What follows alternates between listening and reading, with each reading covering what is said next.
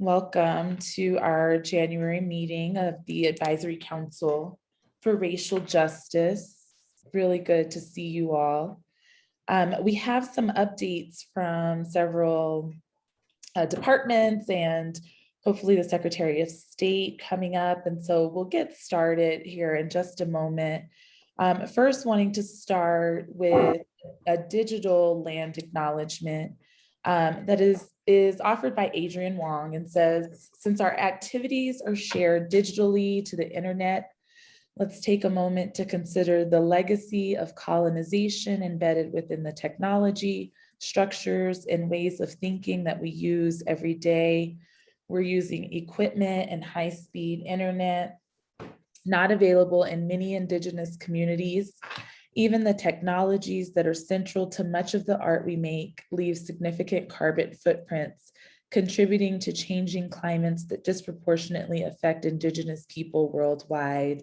So I invite you to join us in acknowledging all this, as well as our shared responsibility to make good of this time, and for each of us to consider our roles in reconciliation, decolonization, and co-strugglership. And so I'll ask for us to just pause for a moment and acknowledge the Indigenous people whose lands you may be on right now, wherever you're joining us all over the state, before we move forward with our meeting today. We do have a full agenda. One of the things that I did want to try to do today, if possible, is for council members to bring forward if there are, we all know we're in the heart of legislative session now. I've seen some of our fellow council members here at the Roundhouse. If there are things that are currently have been introduced or legislation that you're aware of that we should bring forward to the council just for our awareness, if there are things that the governor has prioritized that we want to speak on, just to be thinking about those things so that hopefully by the end of the meeting, we can have a list, we can share those and create that list. And without holding up too much time, I'll go ahead to Deputy Director Anthony Romero. Thank you so much for being with us today. And I'll turn over the floor to you. All right, well, good afternoon, Ms. Taylor and members of the council. It's sitting in for Secretary Tafoya Lucero. So I apologize, I'm not too up to speed, although I got some basic points, I think that we'll be covering this afternoon. But if you'll just kind of forgive me and just kind of help me along here, make sure that that I address any questions or concerns that the council may have.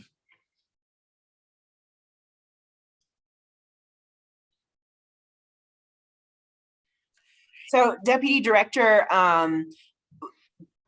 Secretary Tafoya Lucero joined the Public Safety Subcommittee and mentioned that there was going to be a budget request around training, anti-racism training. So if that's what we mainly wanted you to speak on, if you could speak to that, and then any other things that you want to speak on. I know this council is very interested in the closing down of correction facilities that has happened, and anything else that you think might be great for us. And so if you just want to give us an overview on that, and then we can turn it over to the council to ask you some questions.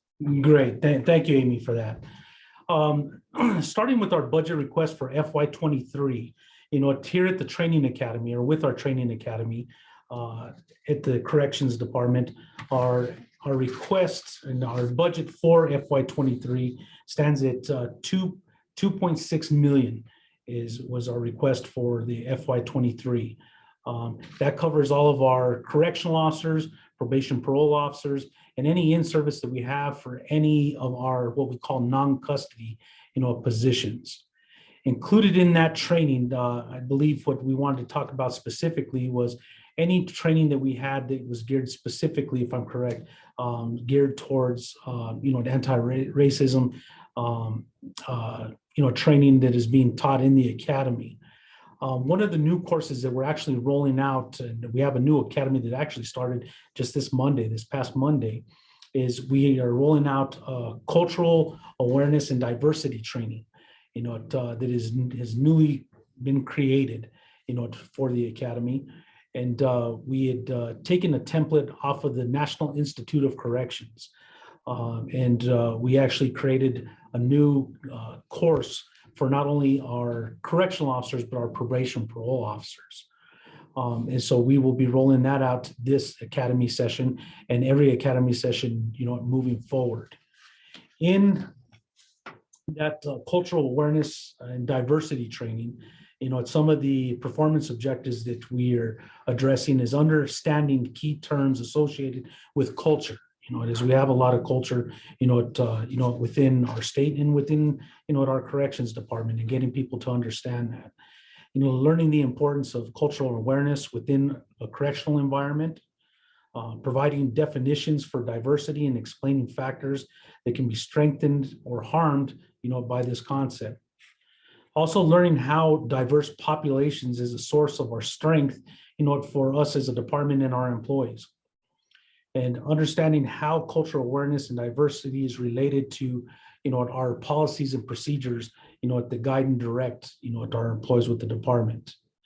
And lastly, in this course is discussing the benefits of practicing cultural awareness and learning, the diversity within the corrections department. So we're real excited about this course. And this, as I said, this will be the first training academy that we will be, introducing that course.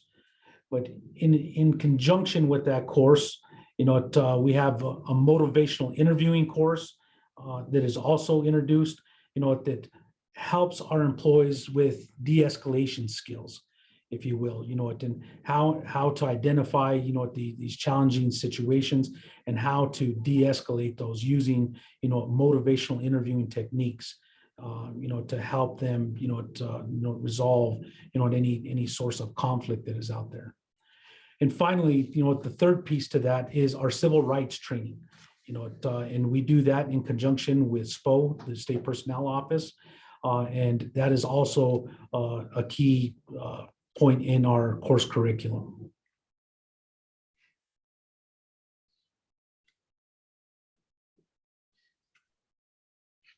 Thank you. Now, as it relates to our facilities, we've had a lot of movement, over these last several months as we have been looking at, we've actually taken over a couple of institutions from the public sector and moving them into the private. So the most recent of those transitions, it happened in Santa Rosa with the Guadalupe County Correctional Facility. And then lastly is the Core Civic facility that's located in Grants, New Mexico, that we have transitioned that one over to a state facility. Our department as a whole, we've had a lull in our inmate population. We're geared for roughly about 7,000 inmates. We have a managing capacity, a little over 7,000 inmates. And our count currently sits just a little above 5,000. So we have about a 2,000 bed vacancy right now within our system. So at this point, we haven't shut down any operations, but yet we have converted from public to private, in some of those facilities. Now, within some of our complexes, and I'll have to explain our complexes.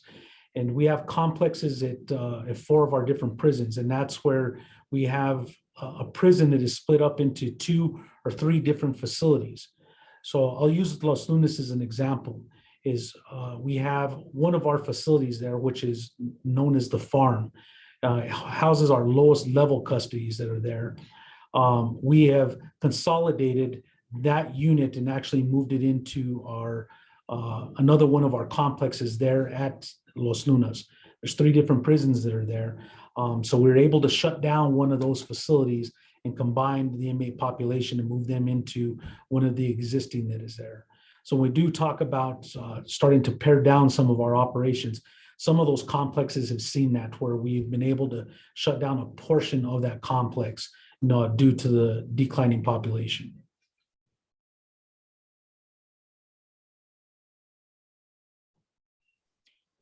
Thank you, Director Romero. I'll go to the council for any questions. Yes, Mr. Cotton. Thank you. I have a couple of questions. In your training, how many hours are required? How many hours of training are you given, requiring for these correctional officers? Yes, Mr. Cotton, excellent question. Our correctional academy is at 320 hours, for our basic curriculum. Okay, so once they complete that, are there anything, I think when I'm, in order to keep their credentials annually, is it every 3 hours you have to repeat? I'm trying to say something here and I was reading my notes. Is there a continued education on this training? Yes, sir. Yes, sir. There certainly is. That is the initial training in order to receive the certification, is that 320 hours. Okay, Outside of that initial certification, that each officer is required to attend a 40-hour refresher training annually on their anniversary date. okay. And I have one other question. You talk about cultural awareness, diversity, civil rights, understanding culture. What are we doing around the state to make sure that the employees represent the inmates, a diverse group of employees? It's easy to talk about culture and diversity when the makeup of the folks that are incarcerated don't have that type of personnel that they can look at. Yes, Ms. Khan, I think that, as I look at, our prisons around the state, and I look at the makeup of the personnel, and especially the correctional officer staff, I think that they are a good example of, a good representative, I should say, of what is in those communities and what represents our state, if you will, from all the different, race groups that are there, and ethnicities that we have. So I can confidently say is that we have a pretty diverse, correctional officer staff, along with our administrative staff. I think that represents all those needs. We also have, our faith-based portion of our operations, that ensures that, all faith-based groups, are receiving, their needs in order to meet their faith-based needs. Okay, the reason I'm asking these questions because I applaud you for these type of trainings going into correctional facilities, but I get a lot of calls from inmates that feel like they're underrepresented, or their culture is not being taken into consideration, and things like that. So hopefully this will help correct some of the things that are going on in a lot of our prisons around the state of New Mexico.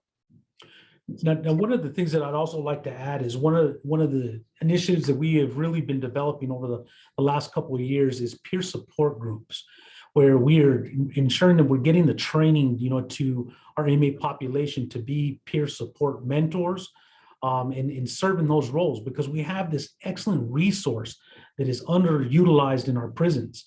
And giving the proper training and the proper oversight, they're an excellent resource.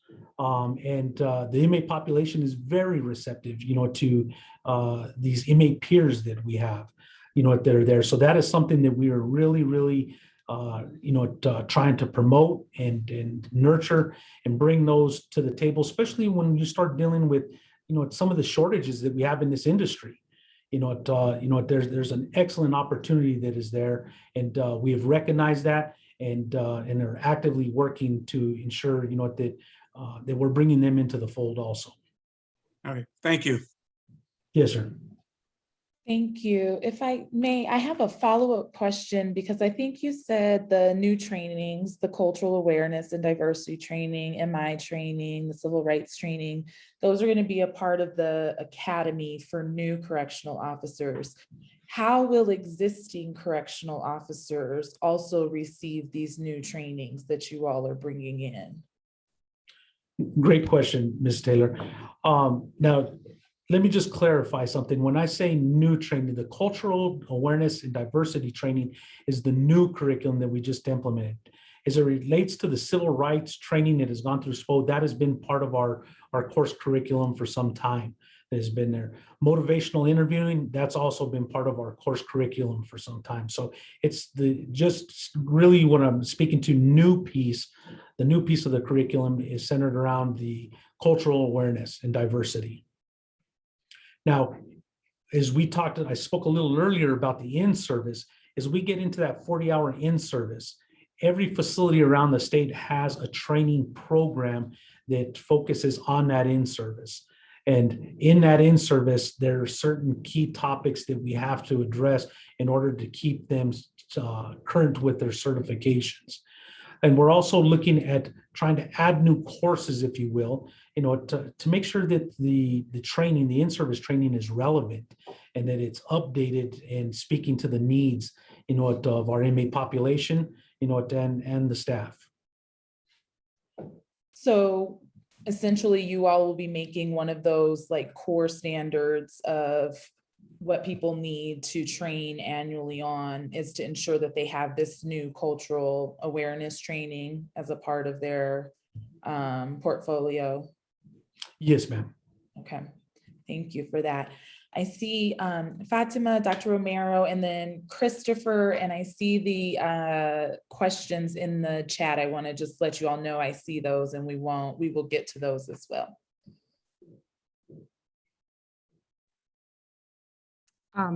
Thank you.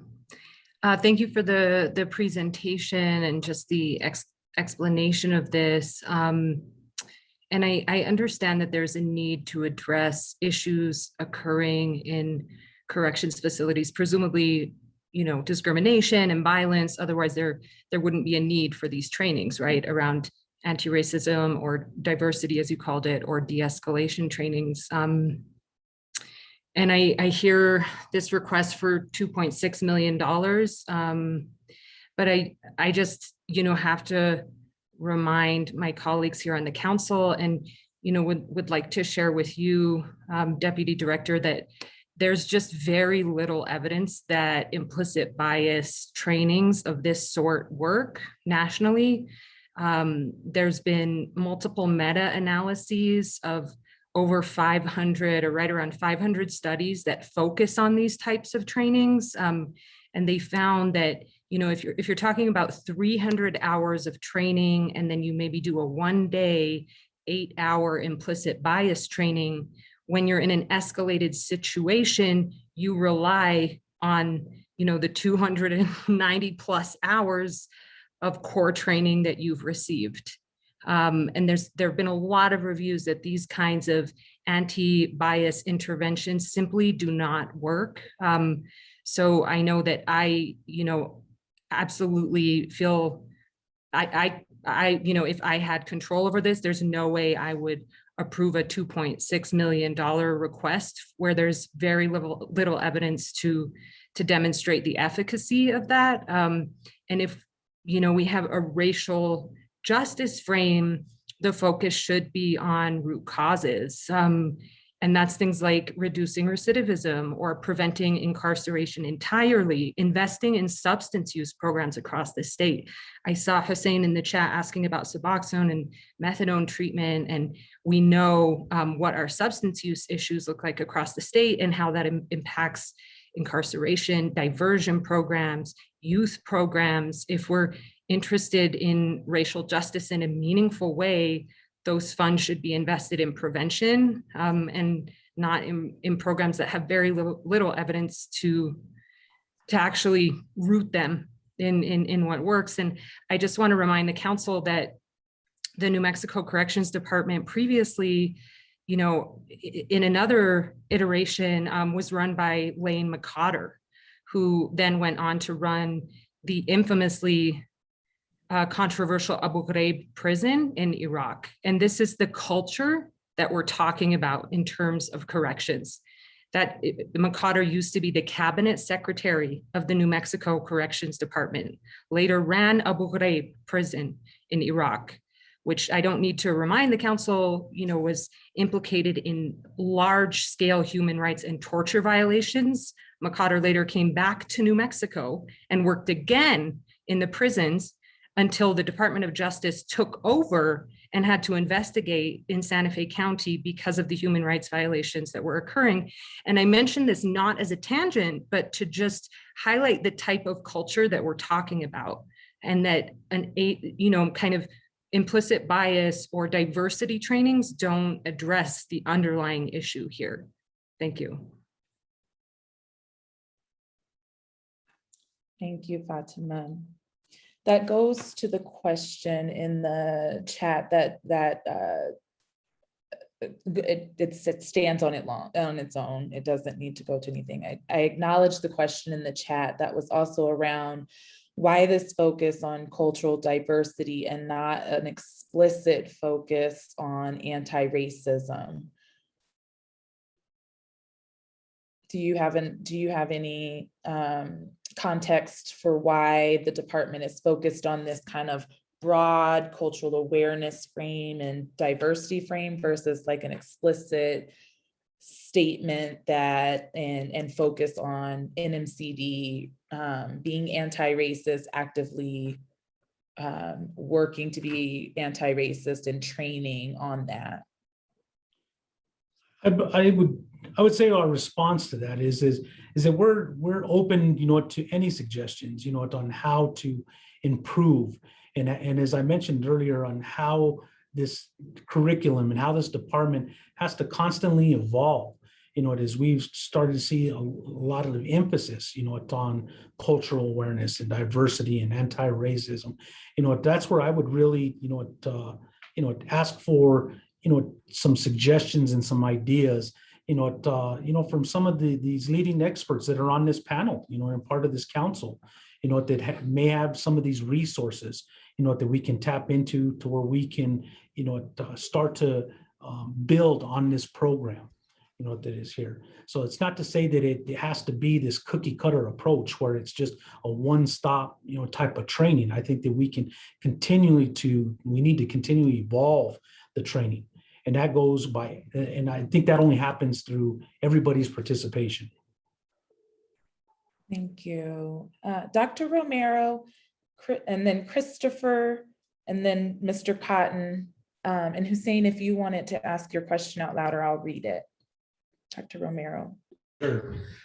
Thank you, Deputy Secretary, for the presentation and the comments, feedback. This is a great conversation. I wonder if you could talk to us a little bit about how this curriculum came to be, how the department came to choose this curriculum, what were the steps in there, and why does it, how is it the decision made that this would meet the needs as part of a larger, broader curriculum? Do you have any insight to just the history of this? Oh, yes, sir. I think that, there's been a lot of focus, on, anti-racism and cultural diversity. And once again, as we take a look at these current trends and what is taking place, in our society, those ultimately are going to have an impact, on our prison population. So as a result of that, part of our research is we want to get with some of these leading experts in our industry.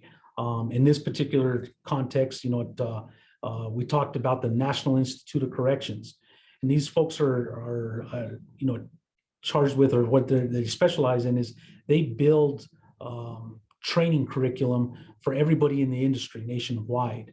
And so we reach out to those individuals, to ask them what resources and what tools they have that can assist us, in putting together a training curriculum. And that's exactly what we did in this case, is they gave us a template of what they've developed from other various states. And we've taken that and kind of modified that, to something that'll work here in New Mexico.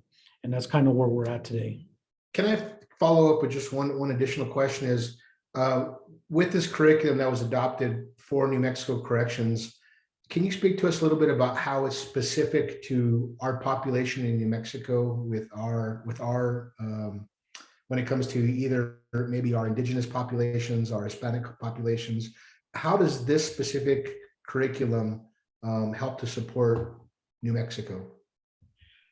I think what that does, sir, is that during this training is we're able to talk about, some of those unique, cultures that we have within, our state and within our prison population. We know that we have a big Native population that is there, and there's a lot of things that are not known to, I think, just to our average, correctional officer coming into this academy that about their cultures, their religion, and that's just one group, that's just one subset, but we take that opportunity to shed some light, on, hey, there's some different perspectives that are here, and not all, and there's not one set way to do this. I mean, we got to be sensitive to those cultures, but being that we do have a big Native population, is we're able to spend time, in the academy talking about some of those cultures, that you need to be sensitive to. I'll give you an example. I know when I was a young officer coming in into corrections, and that was 27 years ago, and dealing with a Native population, I remember the first time, that I was having to conduct searches, and this happened to be on a Native American, that was being detained in. And I wasn't familiar with some of the religious cultures that were there, and some of the in this particular case, there was a bag with cornmeal, and it's part of their religious beliefs, but you cannot open those type of things. And and I remember not having any training and not being aware of those things. So through some of this training, we're able to bring some context to those things and talk about those. So when officers, come across those type of things, is that they're aware and they're sensitive to those. And that's just one portion, if you will. But this training is going to help bring some attention, and I think and some awareness, that needs to go, to these new officers that are going into this new environment, and making them aware of those.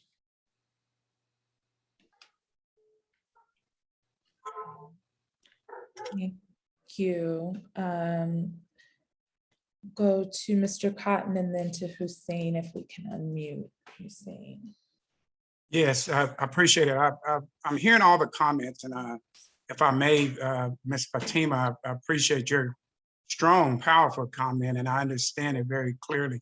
I'm not saying anything about the 2.6 million or anything, but any time that there's an opportunity to hold people accountable for their actions and the way they treat people, we need to jump on it. I think and I'm really embarrassed and sad to hear this is a new training. I think this is something that should have been going on long before now. And I speak for, we have a low population of African Americans in the state of New Mexico, but in our prisons, it may be large. But the calls that I get, there's no sensitivity whatsoever to African Americans that are incarcerated. And I'm speaking to African Americans because this is who I hear from. There's no sensitivity, there's no respect, there's nothing there in this state, and they're incarcerated, and they're just still being treated like second-class citizens. So I think this curriculum would be powerful, and it would be a way to not only hold the new cadets accountable, but I think it's something we can use to hold all the way up the chain accountable in our corrective facilities. So I encourage and salute this effort, at least to bring some type of understanding and respect to our inmates and the folks that are incarcerated here in the state. So I think it would be good and powerful. I think it needs to be a continuing thing.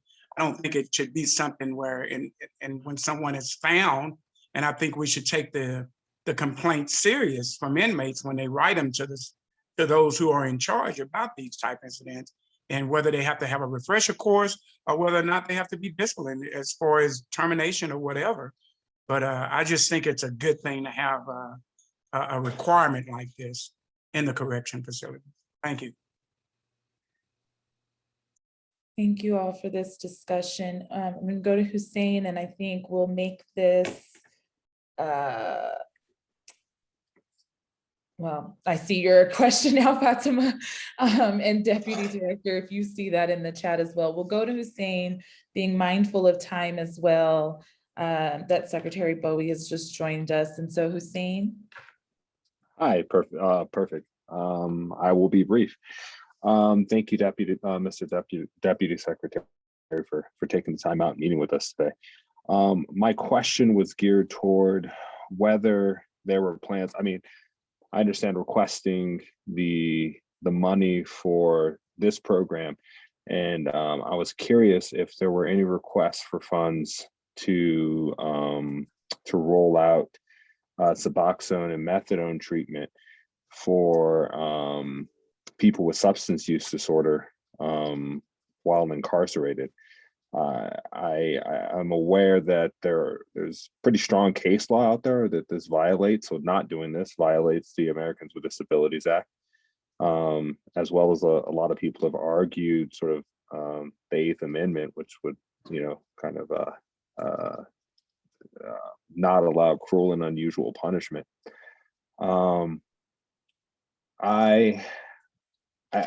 We have talked with Secretary Tafoya about this and as well, and the issue did seem to be funds and infrastructure.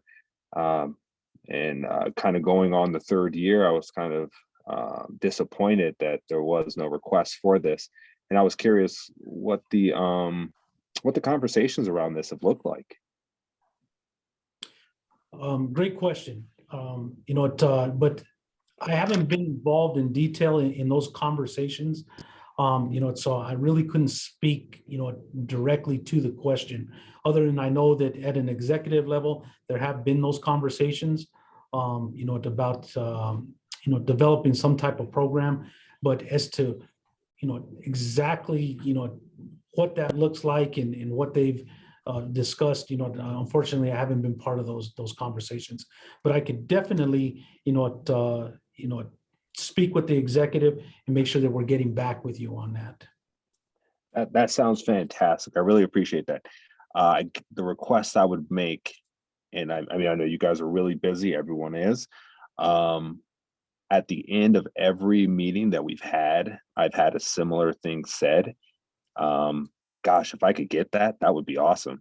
I mean, that could really, really sort of help us decide how we should sort of move forward with recommendations. But thank you again for taking the time to meet with us.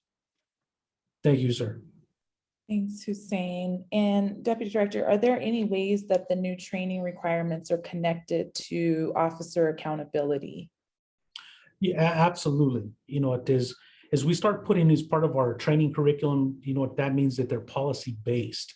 So as we talk about policy based, if we have any policy violations, obviously that triggers, the accountability piece of, what we do here within the corrections department.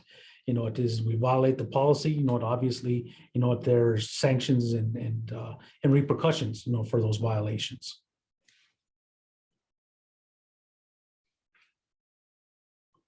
Thank you. Okay, final question. I see Elisa Sanchez's hand. Amy, if we're able to have her unmute.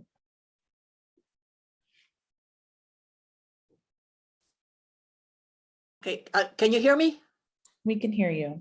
Okay, very quickly, I support everything that Fatima said. But, I just want to say it's one thing to do a lot of workshops, et cetera. And I'm talking about Latinos because that's what my experience is, that because we've gone through a colonized educational system, what's happened is we've learned to hate ourselves.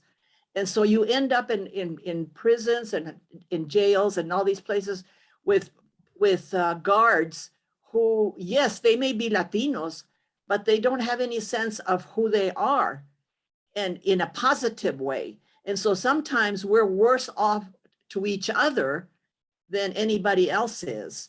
And I think that we really need to start thinking systemically when it goes to the very beginning, and so that we decolonize our educational system in New Mexico and learn to appreciate ourselves and each other. Gracias. Thank you, Ms. Sanchez. I think we'll wrap up questions. Deputy Director Romero, thank you for joining us today. As you can tell, we are a council of folks who actually want to see the recommendations and progress made by state government. We don't want to just be a council in name only. And so I'm certain we will be continuing to follow up on many of the things that we asked you about today, as we hope to see the New Mexico Corrections Department implement and move forward with some of our council's recommendations of what we've prioritized as priorities right now for racial justice. Yes, Christopher. Okay, Amy, can you please move Christopher over? Awesome. Thank you. Thanks to the council, and thanks again, Deputy Director. I had a question, Alexandria, more about the process. And so want to make sure, I think Amy mentioned this, corrections actually did present to the Public Safety and Law Enforcement Subcommittee, which was a really great engagement with the director. And one of my questions actually had not about the presentation, but more forward to the council. I want to clarify, how do we make sure that when we have heard we've heard that same presentation you all heard today, and I think there's an opportunity here just to kind of learn about how are we supposed to, the subcommittee, work with the full council to like give our consent or bring in some of the questions. And I really appreciate Fatima's questions, for example, or Mr. Cotton's questions in particular. But how do we make sure that the council knows that the presentation's already been made to the subcommittee? And I know we might not answer that fully right here, right now, but maybe just as a kind of, if we can at least address that at some point. Thank you. Thank you, Christopher. No, I actually appreciate you asking that right now, because we invited the Corrections Department to the main council meeting at the recommendation of the Public Safety Committee. And so at our last council meeting, or our second to last council meeting, the report out from your subcommittee was a recommendation that we actually also invite NMCD to learn about that training. And so knowing that you all had asked those detailed questions with your concentrated time, we have less concentrated time than you were able to have in your subcommittee meeting. And we invited them for the full council to hear at the recommendation of the subcommittee. Okay. Thanks all. Thank you again, Deputy Director Romero, for being here. We really appreciate you. Yes, thank you, folks, and I appreciate your time. Awesome. We will now move to Department of Public Safety. Secretary Bowie, thank you so much for being here with us to talk about your budget request for increased officers in combating crime and any other priorities that you would like the Governor's Advisory Council on Racial Justice to know about your department. Certainly, I appreciate that. First of all, thank you for the invitation. I appreciate having an opportunity to speak with all of you. I won't make it too long. I think it's probably better if I just leave a good amount of time for questions and answers. I'm sure you have probably plenty. So in general, kind of what I'll just do real briefly is kind of provide a snapshot of the budget presentation that we've done for LFC, HFC, SFC, and kind of give you an idea of kind of what we're asking for and why we're asking for it and what the priorities are. So for DPS, primarily what we have done is we have asked for those things that support really several things for us. And I'm looking just at a slide presentation here off to the side, but retention and recruitment, we had determined was very important to us. On the retention and recruitment side, we are down about 100 state police officers currently, which is substantial from 2019. And so we have to do something not only to get people through the door, but we want to make sure that we retain the people that we have. We're losing more on the back end, so to speak, than we're bringing in. And so no secret, it's not very popular to join law enforcement these days. And as a result, we're having difficulty recruiting. And so even if we were able to get people through the door on the front end, the challenge is, of course, is getting those people trained up. It takes a long time. to get someone, first of all, through the application process. After the application process, of course, you have the academy itself, which is many weeks long. Following that, there's a field training officer program where you ride with another police officer for a period of time, learning the ropes. And then that person finally is out there on his own after a year or so. And you're not getting the same product that first year as the person who leaves, of course, that's got that 25 years experience. So very important to us to address the recruiting and retention piece. And therefore we have asked for compensation for the officers that are here. We've asked for some retention bonuses. We're hoping to be competitive with law enforcement, not only in New Mexico, but from out of state. We have looked at strategies for our violent crime reduction. Primarily for our violent crime reduction, our issues are this. We have, and this is on the national level, and it's no different in Rio Rancho where I came from. I probably should have mentioned, I'll touch the base on that in a minute, but as far as my background and my history, I'll circle back to that for you. But we have saddled with the police officer with duties and responsibilities, quite honestly, for which the profession was never intended. And quite honestly, that is the part of policing that I always actually like. The service piece of policing is actually the fun part, quite honestly. I mean, when you get to have an impact on someone's day and you get to deal with the community directly, that is a piece that I actually really appreciate. But that said, when you overload a police officer with additional services and whatnot that need to be provided to the community, inevitably there's something that's going to suffer time-wise, right? So we're always very cognizant of response times and availability from our police officers and the service that we're able to provide. And naturally, if you're down on police officers, but you're increasing the amount of service requests that are there, naturally that suffers. So what we have proposed in this legislative session is we are looking at strategies that in turn take some of those duties and responsibilities that we've placed on the police officer and that can be taken care of with professional staff. And I hate using the word civilian, and we use it here a couple of times as well. We say it only so that we bring the point across to people that we understand these are not commissioned people. But again, that's really what we mean is non-commissioned professional staff. And so some of the examples that I can give are, we have officers that are driving evidence across the state. They collect evidence on the crime scene, and evidence is being driven across the state. Or we have them actually doing evidence collection, evidence processing. And it's not uncommon for certain jurisdictions to have those duties and responsibilities taken care of by professional staff. And so those are some of the things that we're looking at, is to look at all those different areas where we can take some of that responsibilities off the shoulders of a uniformed officer or commissioned person and put them to work. And so one thing to keep in mind, what we're not asking for is just anyone to do this job. I mean, they have to, of course, be certified, to have experience in the area which they're applying. But there are a lot of people that have retired from this profession that still want to be helpful, that still want to contribute to the overall cause, but they may not want to wear a gun belt anymore. They may not want to be in a police car and whatnot. So the idea being is that we can still capitalize on people that still want to be useful to the overall cause and contributing in their communities, but we don't necessarily need to saddle a police officer to do those duties. And I'll just round that section off real quickly with on the support services side, which is like your crime lab and your records bureaus and all those things. The same thing applies. And we have scientists who should be detecting latent evidence, as an example, processing administrative paperwork and doing those kind of things in order to keep everything moving forward. They're processing subpoenas and they're doing administrative work, which an admin person could very well be doing.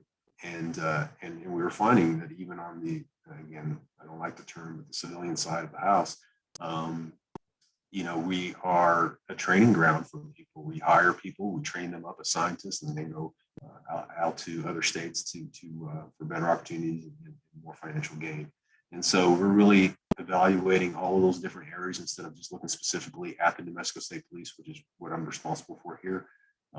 We're looking at those other tasks that we can take care of with civilians. And last but not least, in that section, there are many that we are addressing, but the point that I want to make to you is public service aides. So public service aides, young people, out of high school, we can hire people 18, 19, 20 years old and start getting them in the pipeline and getting them interested in joining public service and then, grooming them, if you will, towards becoming police officers. So public service aides is popular in other cities. I came from the city of Rio Rancho. We have them there. And so those are one of the things that we're looking to add as well. And then the other thing that we're looking for, of course, is increased accountability and training.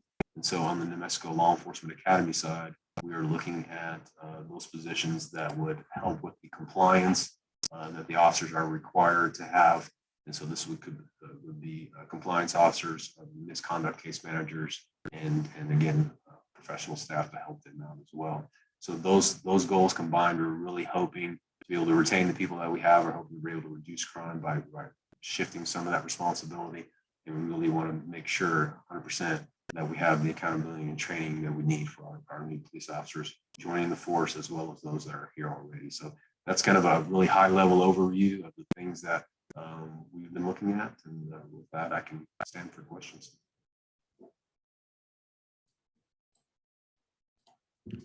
Thank you, Secretary Bowie. Mr. Cotton.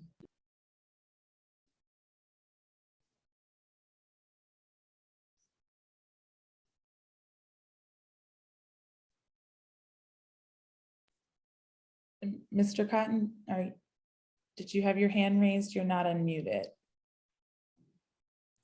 Sorry, I'm muted and off the screen. Thanks for that, Secretary Boyd. I have two questions. My first question, are the state police officers go through the same training as, is it just one training for all law enforcement officers in the state? No, sir, it is different. And so we have 11 satellite academies, and we have an academy here, of course, in Santa Fe. The New Mexico State Police, they go through their own traditional recruit school. The curriculum in the sense is the same as far as what is required by the state and what you are required to learn as a police officer, but they have their own academy. If you are a New Mexico State policeman, you go through the New Mexico State Police Academy, whereas here at the academy, we also accept officers from any community within New Mexico. And so I'll just walk you through the process for a minute. I think maybe that might help explain the process a little. So take a community like Rio Rancho, for example. We can hire a person. We do go through the full background checks, everything that's required through statute. And once we make a determination to hire that person, then we decide where we want to send them for training. And so again, my past experience, and I should elaborate, I'll elaborate here in a minute, but my past experience, again, when we would hire someone there, is we would make a choice in which academy to send them through. And a lot of times it just has to really do with availability. When you're short in your agency and you're looking to make sure your agency is staffed, you build partnerships with those academies that are available in your region, and you send people to where you believe you're going to get a quality officer from. And so we've sent people through the APD Academy in Rio Rancho. We have sent them through BCSO, and we use the State Academy. And so here at the State Academy, which is what I'm responsible for now, all of the agencies within New Mexico are free to send their officer here. And we train those officers for any community within New Mexico and send them back to their respective agency when they graduate. Okay, thank you. And my second question is on your recruiting and retention. You say you're about 100 officers down to state police? Yes, sir. Okay, so how are you getting the messaging out? How are you, like I'm down in Hobbs. If there were young high school graduates or young kids that would be interested, because they're definitely not interested in, when you mention law enforcement, they kind of, but what are you promoting? What are you offering young boys and young ladies and young men to become a state law enforcement? Sure. No, I appreciate the question. And I should just provide just a little bit of background. I should have done that at the beginning, so I'll just segue it just for a minute if you allow me to do that. Most of my experience have all been in the city of Rio Rancho. I started in the city of Rio Rancho in 1994 as a young patrolman, and I stayed there my entire career. I started as a patrolman, several different assignments. I won't bore you with the details, but I spent 27 years there working my way through all the different ranks, and I retired as a deputy chief just last August. So my reason for mentioning that is that as I answer questions, sometimes I can't help, of course, to just rely on my years of experience that I had elsewhere. I'm still learning my job here today. I joined here as cabinet secretary in August. I've learned a lot, but I've got a lot more to learn. And so, I just want to be fair. So if my response is sometimes, if I'm not 100% sure if there's someone off, I'm still in a learning curve is pretty steep when you go to another agency, especially as large as this one is here.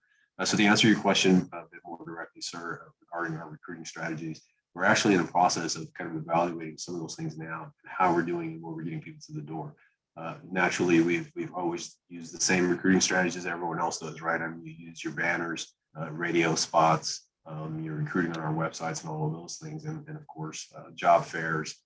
Anytime that we can send our community engagement people out and make sure we get people through the door. But it's been a difficult couple of years to get people to want to join us, and we can debate why that is. But the reality is, people know it's not as attractive to join law enforcement in the last couple of years as it was, maybe in years previous, and that's okay. We'll continue to work hard to make sure people want to do this job. But in general, I would say that everybody has some challenges and difficulty recruiting. I know that we've had a lot of discussions with the state government as a whole. We've had some challenges really getting people to want to do certain jobs anymore. I hate talking about COVID because everybody's talking about it these days, and I'm not making this COVID conversation, but people have seen other opportunities on how to make money and how to work from home and telework and all those things. And so we have, we got to adapt. We got to adapt to all those things. And so we've had recent discussions about recruiting strategies and what that would look like, and make sure that we can get qualified people through the door. The challenge for us is this is an area where we can't compromise, right? We can't lower a standard. In fact, we would like to increase the standard. We can't lower a standard for the people that we be willing to accept to do this job. The public demand for accountability is very high, as it should be. And we certainly cannot, we can't fail in this area for the people that we give opportunities to. So we have a fairly high washout rate. People that think they want to do this and they go through the academy and they change their mind somewhere along the way, which is unfortunate. But again, we will continue to look at all the strategies available and do our best on the advertising side. But once you get them through the door, the reality sinks in and what they're signing up for. We had an academy start on Monday, and we've had 2 people quit already. I mean, it's what is it, Wednesday? It's a Wednesday, right? How bad could it have been in those 2 days? I'm thinking to myself, right? I mean, you obviously weren't mentally prepared for what we're asking you to sign up for. And so we've had people that I'm sorry to kind of carry on, but that get through the academy. They've been weeks and weeks in. They're 3 weeks away from graduation. We'll go through an officer survival block, or we'll go through something where they just kind of realize, like, man, I may have to take a life. And I didn't really contemplate it to this degree until this training applied, and they decided they don't want to do that. And so, it's not for everyone. I get that. I always tell people, finish the academy and get out there in the street and evaluate for yourself if this is something that you want to do. If this is something that you would, want to do as a lifetime commitment. And if you change your mind and it's not for you, you can always, change your mind at that time. I want to say this just real quick.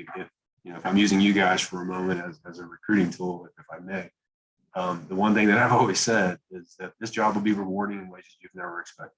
And I really mean that. I look at from where I came as a young person. I had great parents.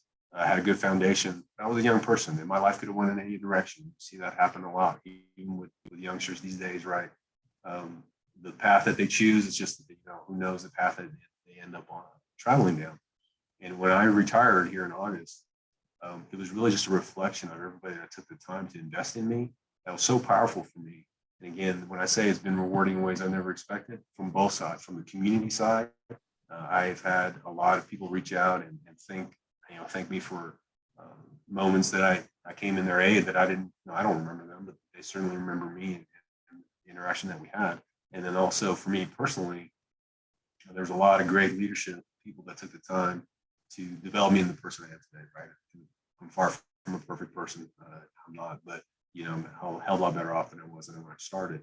And so, if I could use, again, going back to using you as a recruiting tool, let people know, give us an opportunity. I think it really is a great cause, and we need a lot of great people to be able to join us. So thank you for my quick shameless plug there. Thank you. Thank you. Any other council members have questions of Secretary Bo?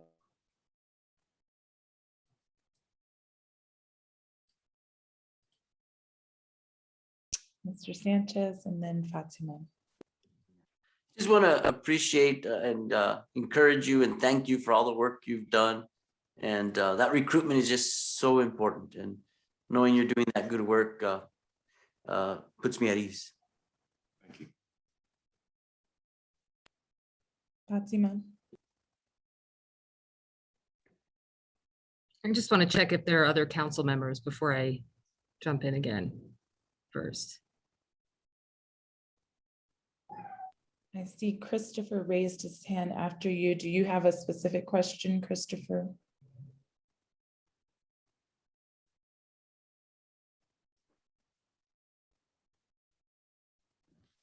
I'm gonna wait until after Fatima asks her question.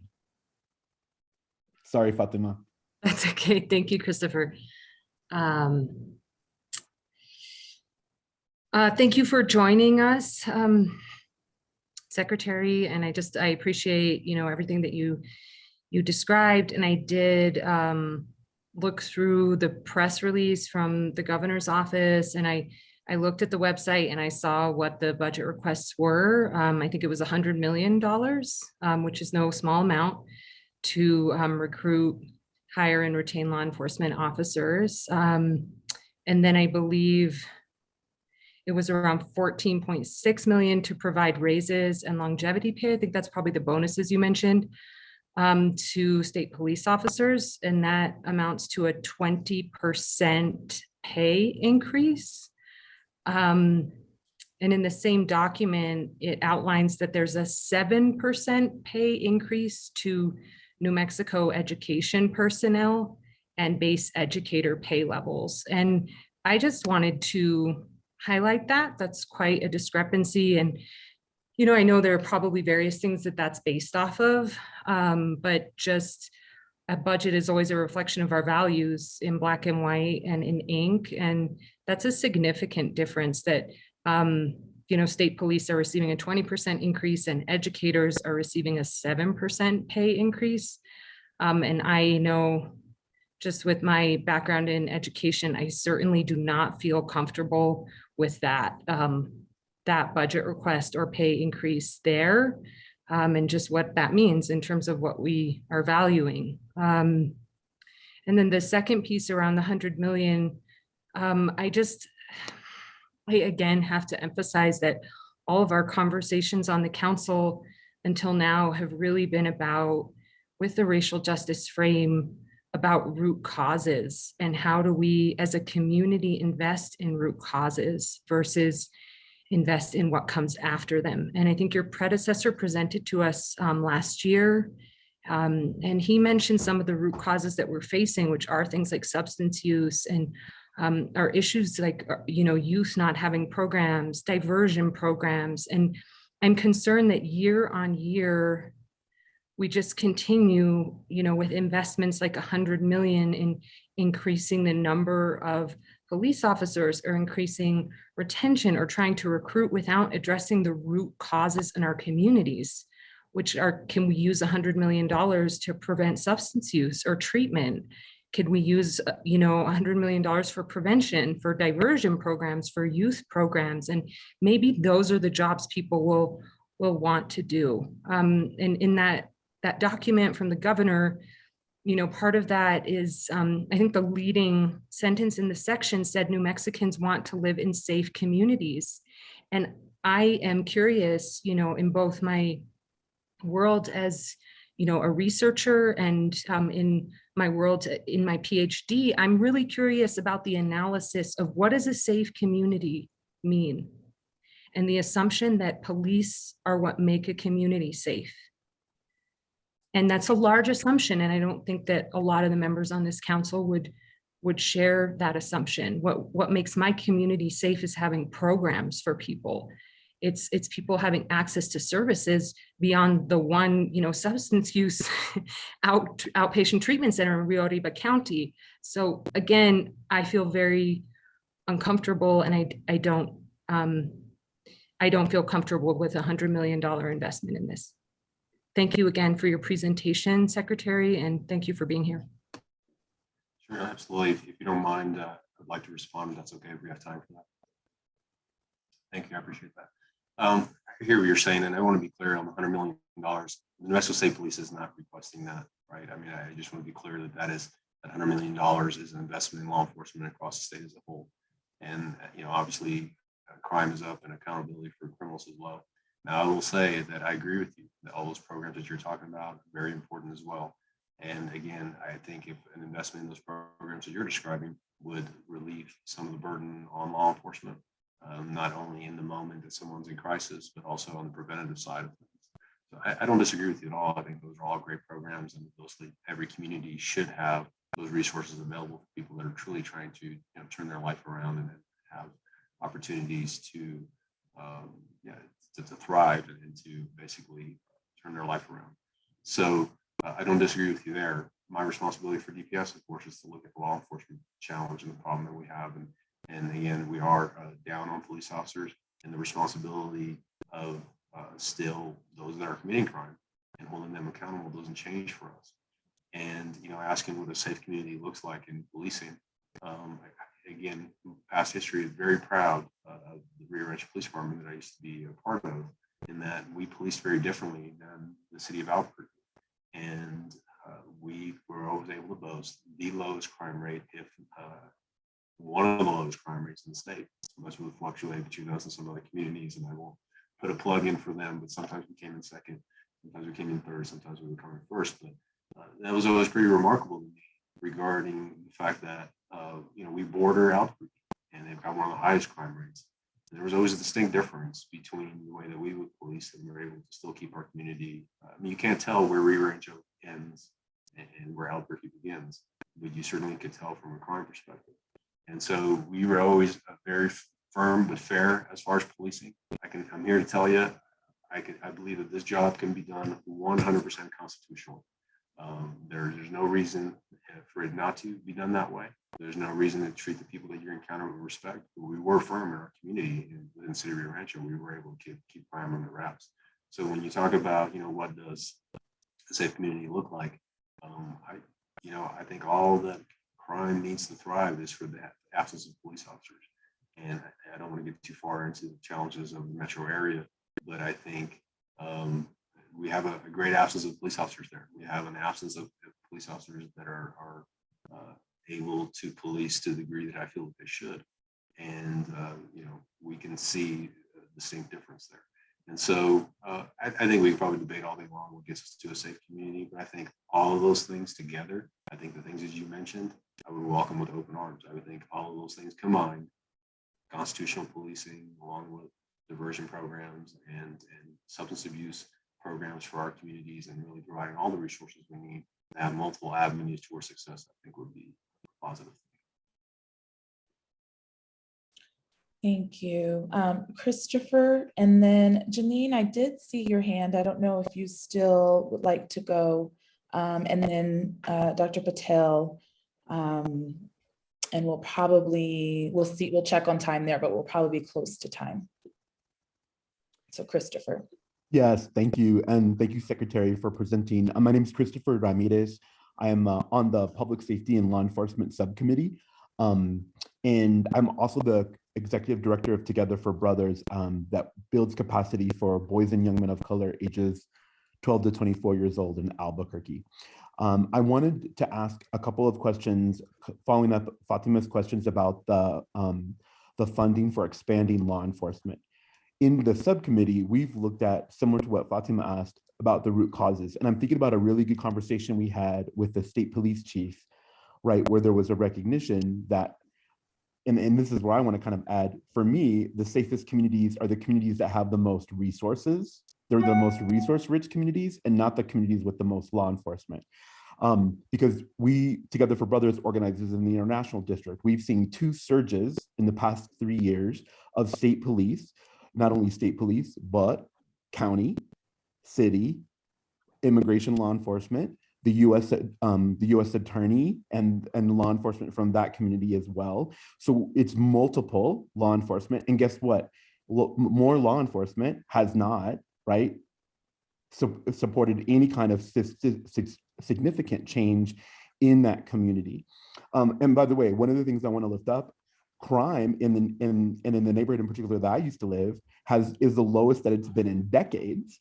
And yet we still see that community being the receivers of surges of law enforcement, because that is which I believe sometimes is a very false solution. So I want to ask you, if we're talking about in our subcommittee that, and I'm going to add to Fatima, roots and rivers, right? Go to the root cause of the problems in our communities and go to systems change up the river and say, for me, it is not $100 million for more law enforcement in a community that I feel like is already significantly over policed. And by the way, I didn't mention the police of Albuquerque the Albuquerque Public Schools, which is trying to have their own police department, right, on top of other kinds of CYFD and other enforcement for young people as well.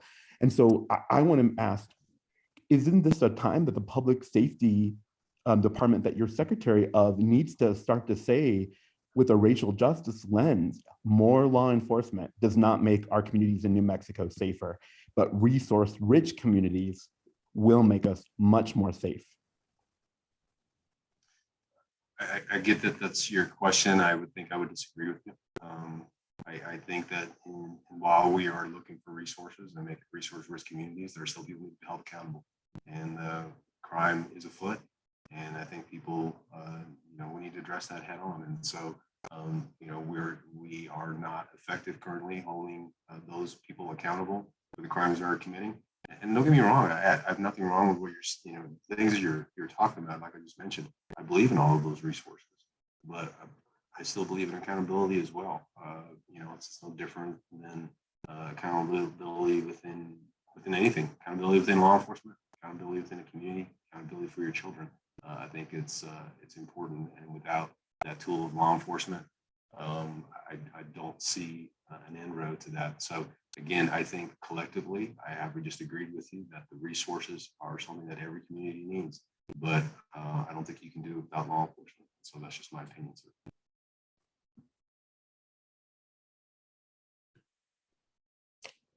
Janine and then Dr. Patel will be the last two.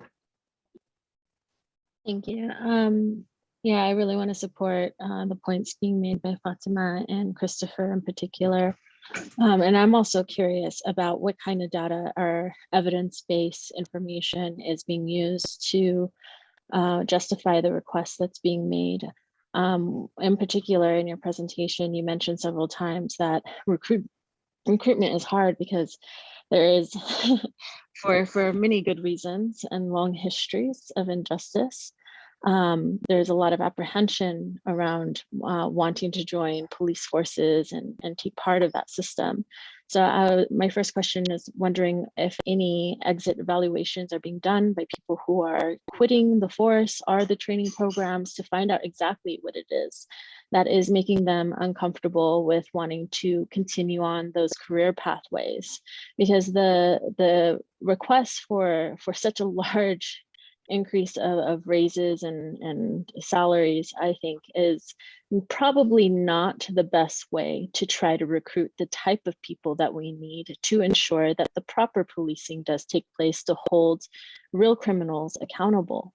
But right now we are living in a state that still imprisons the larger percentage of its population than any other developed state or nation. And we are still disproportionately imprisoning Black, Brown, and Indigenous peoples. Like I can't take part in these conversations with ignoring the history of how and why policing has been introduced into our communities, starting with facilitating and ensuring the forced removal of Indigenous peoples from our lands, to continuing to police Black, Brown, and Indigenous bodies for the benefit of types of development that do lead to some resources, or some communities having more resources than others.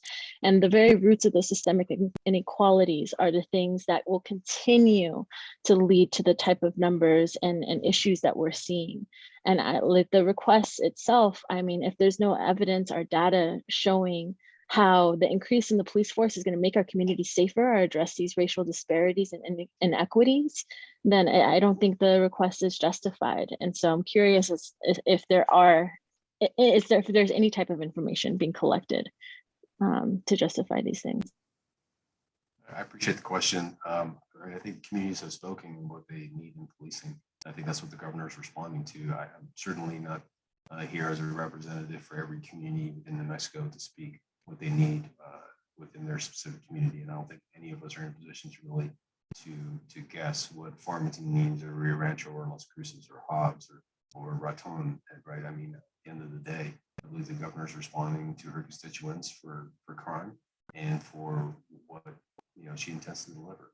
And so the $100 million again towards law enforcement is not a DPS request, it's the governor's request. And we do support it because we recognize the shortage within law enforcement.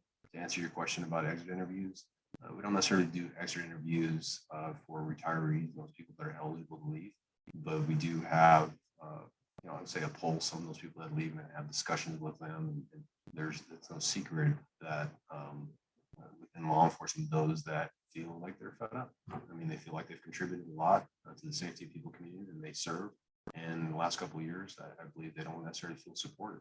And so I think people can drive on, but after a while, when you're eligible to retire and you're still assuming a lot of personal risk, you're assuming a risk day in, day out as you make a decision to go out and protect your community, and you don't necessarily feel supported, it makes you wonder. It makes people wonder, why do I still continue to do this job? And then on top of that, you have family pressure and spouses and kids that may wonder why dad still, or mom is still, donning the uniform and leaving the house and assuming this risk.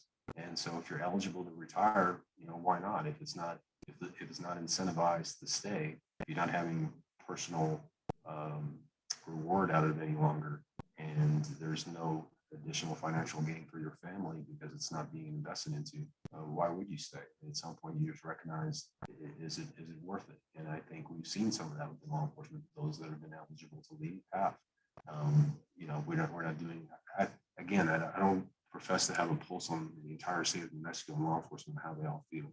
I can tell you that we've seen an impact here in the New Mexico State Police, and I have experienced it as a deputy chief for the city of Rio Rancho as well, where people make a decision whether they still want to do this. And don't get me wrong, I'm not. I say I agree with it. I've been doing this 27 years. I've been eligible to retire since I was 20 years. I'm not saying I agree with the philosophy. I'm telling you just what, to answer your question about extra interviews, what some people may be thinking when they leave. I'm still here. I'm still trying to contribute the best way that I can. And again, I've been eligible to retire 7 years ago. So I can't speak for every law enforcement officer that leaves. I can tell you the numbers are way down. Again, I think the governor's trying to address that number.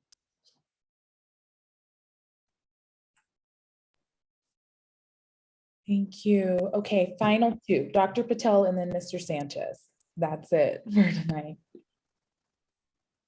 Hello, thank you, Secretary Bowie, for being here, and hello, everyone who's here on the call. My question, I'll pose it in a different way, I guess, is to go back to why this council was formed. It was formed under the kind of national moment where in the killings of George Floyd and others, and there was political pressure for governors across the country to address the needs of racial justice in our communities. And all of us here represent communities and have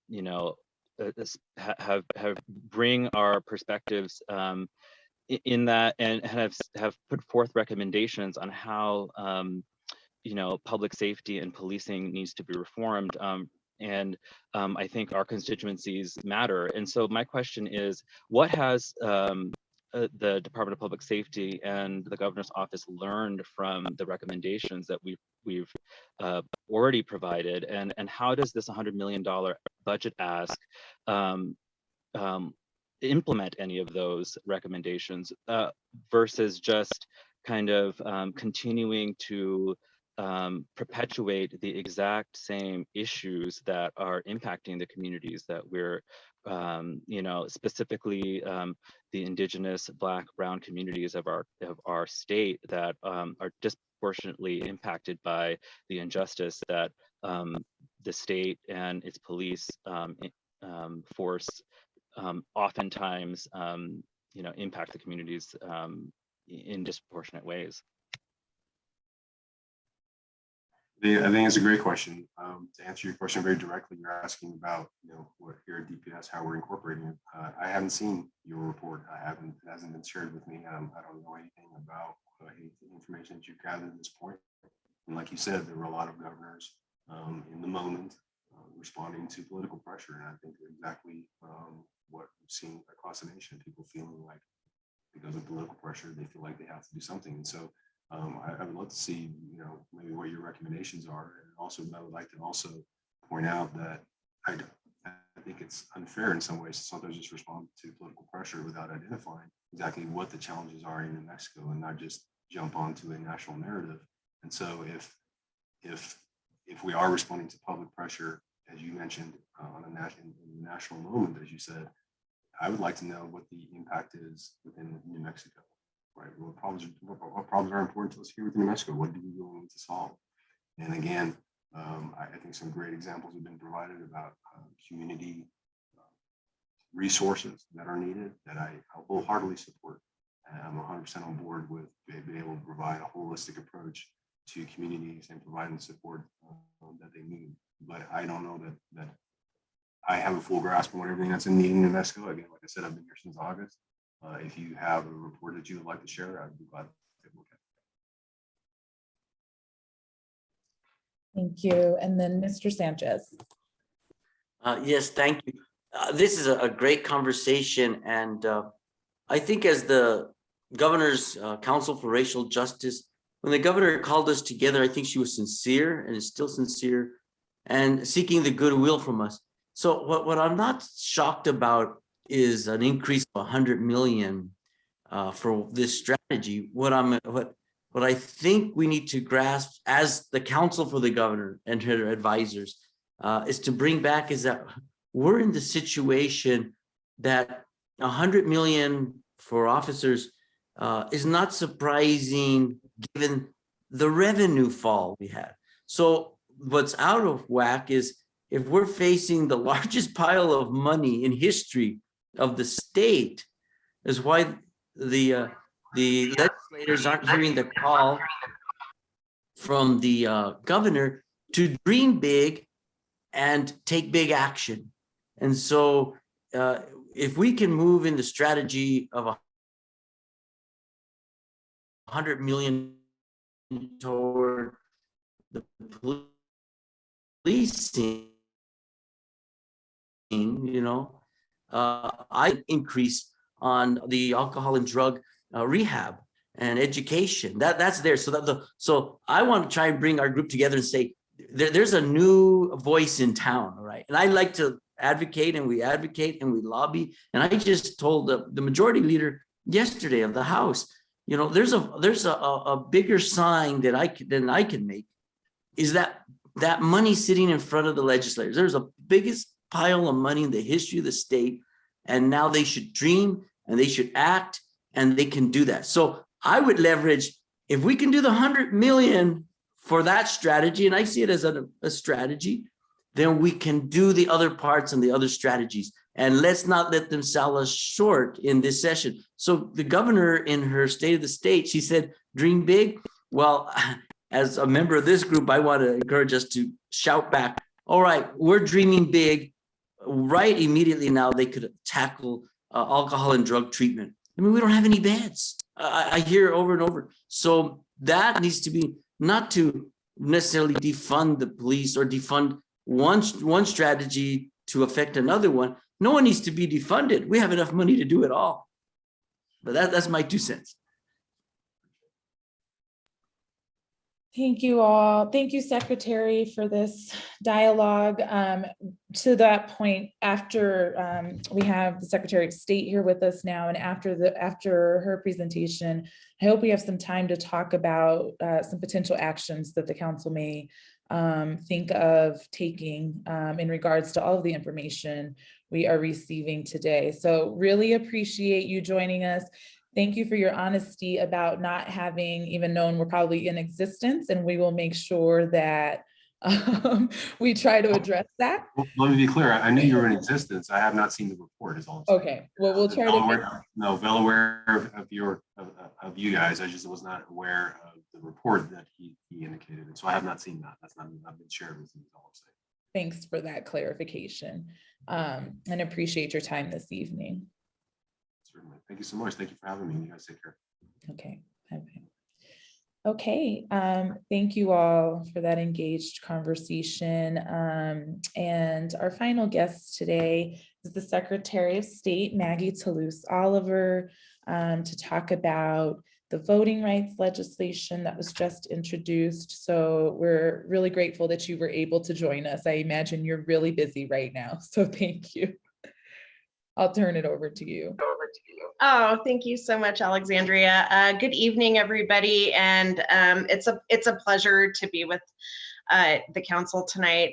Yes, it is a busy time, but you know, in my book, it's never too busy to talk about the importance of our democracy and of, you know, folks, especially those folks who are for whatever reason disenfranchised or who experience hurdles to be able to cast their ballot and to have their voice heard in our democracy.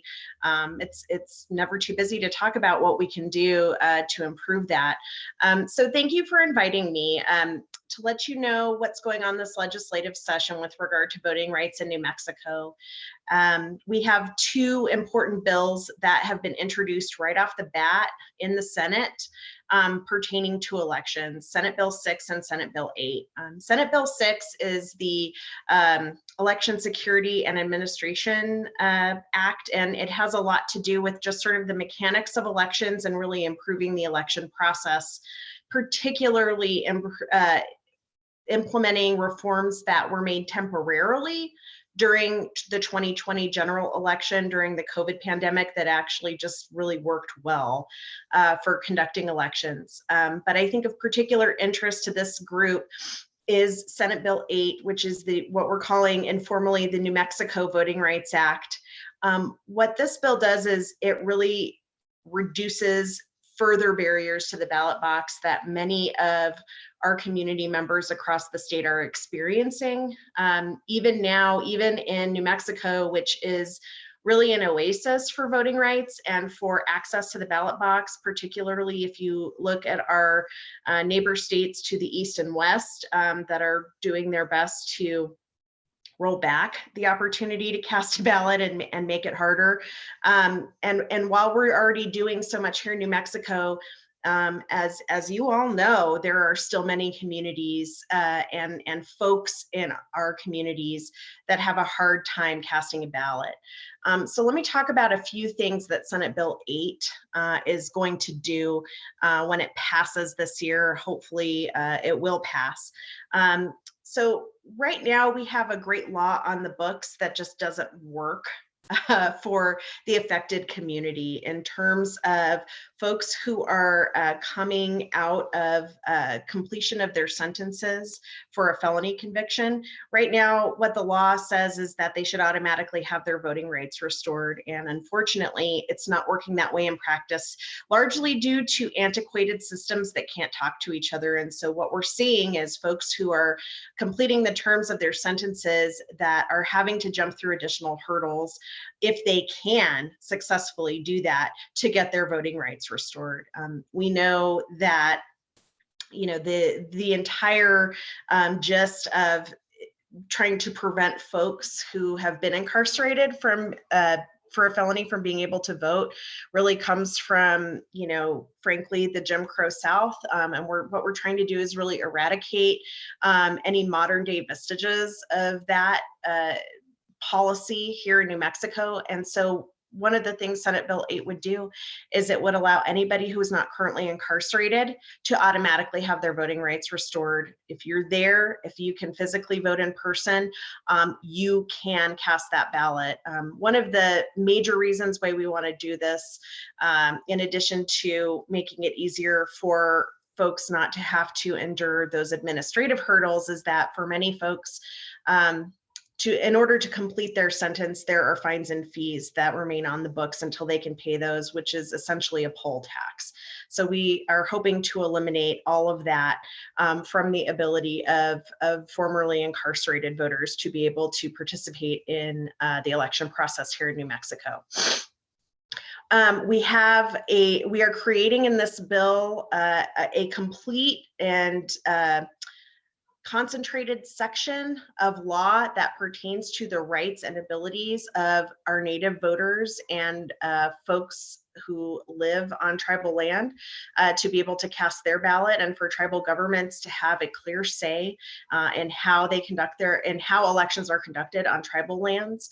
The challenges that were presented in 2020 with most of our tribal lands being closed to outsiders made it clear that tribes and pueblos in New Mexico need more options to determine how to best set up voting sites in their communities. We also heard that we need to provide flexibility in mail balloting in terms of voters in tribal communities being able to receive their ballots at tribal government buildings like chapter houses, and to be able to return their ballots there as well. Because for many of our voters, in tribal and rural communities as well, even driving to where a drop box or the nearest polling place might be located might be an extra burden, particularly in these challenging times. Another provision that is included in the original version, I'm sorry, my computer's being a little weird right now. So I hope it's not affecting my communication with y'all. Another provision that we're excited about is allowing 16-year-olds to vote in local elections. Now, this is a provision that's been termed controversial. I just did an interview about this earlier today on PBS. It's definitely the one that's, I think, raised a lot of eyebrows, and I've personally heard a lot of concern about. If you think about it, the history of democratization in our country has been, over the last 245 years, has been that we started with only white males who owned property were allowed to vote. And then thankfully with the 14th Amendment, men of color were allowed. And then the 19th Amendment, 100 years or so ago, women were finally given the right. And it wasn't until the 1970s that 18-year-olds were given the unconditional right to vote in this country, since they're going off to war, right, and giving their lives potentially for this country and the right to vote. The concept of having 16-year-olds vote in local elections has to do with the fact that so many of the reality, the real day-to-day lives of our high school students are directly impacted by school boards and the decisions they make, whether it be, masking or vaccines at school, whether it be decisions about, violence in the schools and gun violence and policies around that, our transgender and queer kids being able to feel comfortable in the environment where they have to spend day to day. The idea is, let's give these young people a voice. Those who want to be active and involved and have that voice in their local elections should be able to have that voice as well. Someone asked me in an interview today something to the effect of, oh, well, I know, 16-year-olds can't make and show up to a dentist appointment. I know 16-year-olds who are helping support their families. I know 16-year-olds that are caring for their parents. And I know 45-year-olds who can't make a dentist appointment and show up for it, right? So I feel like that's, we have this arbitrary conceptualization of who can and should participate that's not necessarily based on who's being impacted by the law. 16-year-olds, I think, if they are able to participate at this local level, get their democracy training wheels on, so to speak, and get active in the process this young, we are going to create lifelong habitual voters who will be very invested, not just in conducting their civic duty by casting a ballot, but in their communities moving forward. There's some other provisions in this bill, such as creating an election day holiday. We know so many folks in New Mexico have a hard time getting away to cast their ballot. And, a lot of folks argue, well, we have, a lot of early voting opportunities, vote by mail. Yes, we have all of those opportunities. Some folks don't even know, and they're not sure how they want to vote until election day. And we do still have a giant proportion of the population that wait until election day to vote. They sort of view it as maybe a cultural way to participate in their community. And so making this a holiday for folks to be able to cast their ballots and to be able to get that time off of work that they need, even though law provides for that otherwise, I think is going to make a huge difference in terms of folks being able to vote. The last provision I'll mention, and then I really want to open it up to any questions that you all may have. And there are other provisions in this bill, I just want to be clear, but the last one I want to mention here will be the ability for folks who do want to always vote by mail. And we do have, you know, a small but pretty dedicated population of voters who do just always want to cast that ballot through the mail. They can request to always receive that ballot through the mail. So they're not having to make a request every single election. Again, having, you know, reducing that administrative, that bureaucratic burden, and trying to provide an opportunity for folks, particularly our elderly, folks who are disabled, who have low mobility, you know, folks that just prefer to vote that ballot through the mail, to be able to always get that ballot that way. And so with that, that's the overview of the legislation. I'm really excited about it. I think it has pretty broad support in our legislature. And of course, you're going to hear a lot of arguments about, you know, why 16-year-olds shouldn't vote and why the formerly incarcerated shouldn't vote. And, you know, really at the end of the day, do we want our democracy to grow and thrive? Or do we want to do what other states are doing and move backwards? I think New Mexico, when we pass this legislation, is going to be a shining light and a model for the rest of the country. That even in these really difficult, challenging times, that we can move forward on not only expanding access to the ballot box, but ensuring the integrity of our elections. So with that, thank you again, Alexandria, and all of you for having me. And however, Alexandria, you want to handle questions, if you want me to just answer directly, if you want to moderate, go right ahead. I can just keep an eye to make sure folks are, as their hands go up, I get them in the queue, but just answer right away. Dr. Patel, thank you for that information. Dr. Patel. Thank you to Secretary Toulouse Oliver for being here and for presenting the kind of state level priorities around expanding our democracy and access to the vote. I think this is, as you say, something that can really help our state lead in this effort, and I'm in total support. I have a few questions in terms of oh, that's my little nephew, sorry. So, I have a question around, do you anticipate any kind of legal or constitutional questions around 16-year-olds in particular?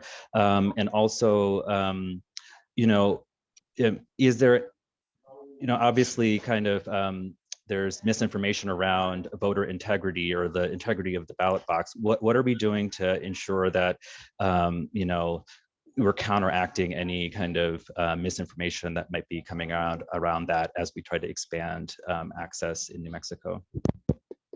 Such good questions. Thank you, Dr. Patel. So first of all, in terms of the constitutionality, as much as I would like to say that we're going to be the first to enable 16-year-olds to vote in these kinds of elections, we're not. Many counties in Maryland, Oakland, California, the municipality in 2020 has provided for this. And what the U.S. constitutional provision is it's a ceiling, not a, or excuse me, it's a floor, not a ceiling. So in other words, the US constitutional provision says we have to allow 18-year-olds, but not that we cannot allow younger people to cast a ballot. So in terms of the constitutionality, especially because this has been enacted in other places and it's been upheld, I feel good about that.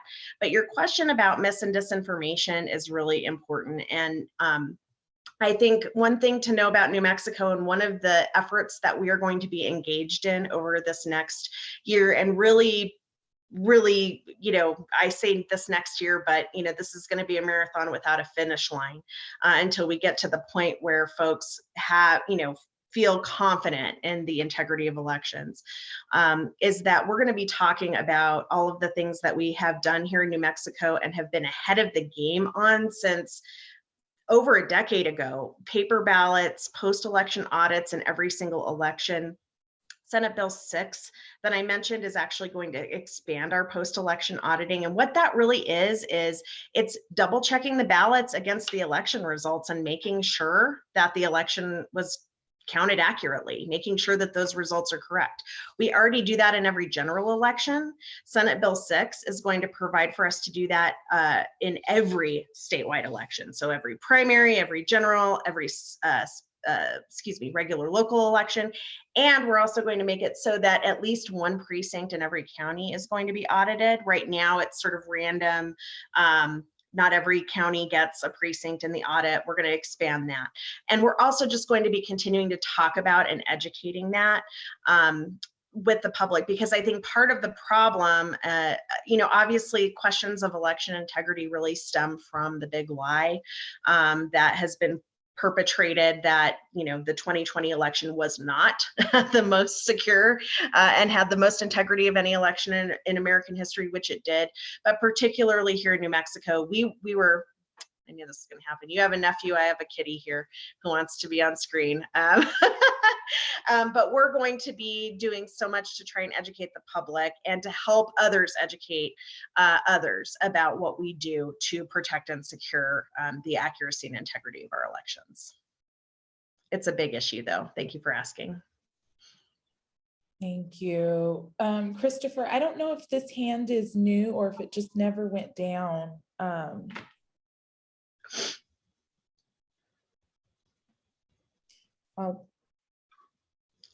I didn't take it down, but I was actually just getting ready to raise my hand, so it's perfect timing. Thank you, Secretary, for presenting.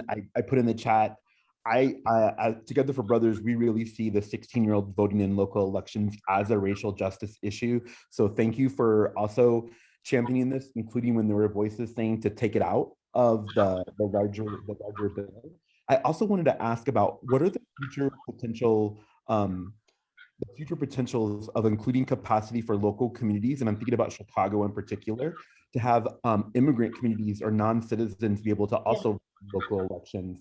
Is that something that your office has taken a look at, or has the capacity in the future to make as a potentially aspirational goal for us and for other communities in New Mexico? Thank you, Christopher. It's such a good question. And again, sorry, my little kitty wants to be on TV here so much tonight. So it reminds me of, and many of you may not know, but when New Mexico became a state, thanks. When New Mexico became a state in 1912, there was a constitutional provision that actually remained in our state constitution for almost 100 years that said that school elections have to be held separately from all other elections. And the reason for that was our, at the time, very progressive, all male New Mexico state legislature said, well, women get to vote in school elections because they make the decisions in the household that pertain to children's education. So we're going to give them the right to vote in those elections, just not in any other elections. And so, fast forward to 2022, when we're talking about giving 16-year-olds the right to vote, your question is incredibly pertinent.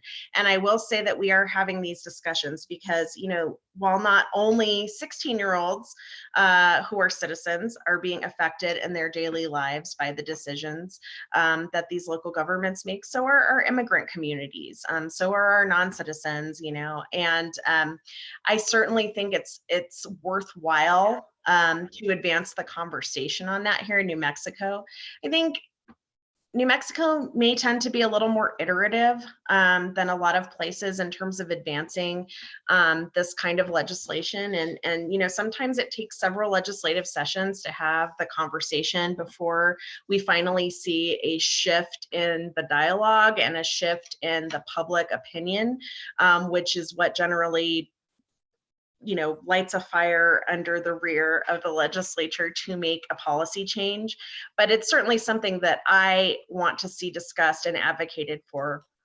If you're a member of this community, if you have kids in school, if you're paying taxes, even if it's just gross receipts taxes and not necessarily income tax, right?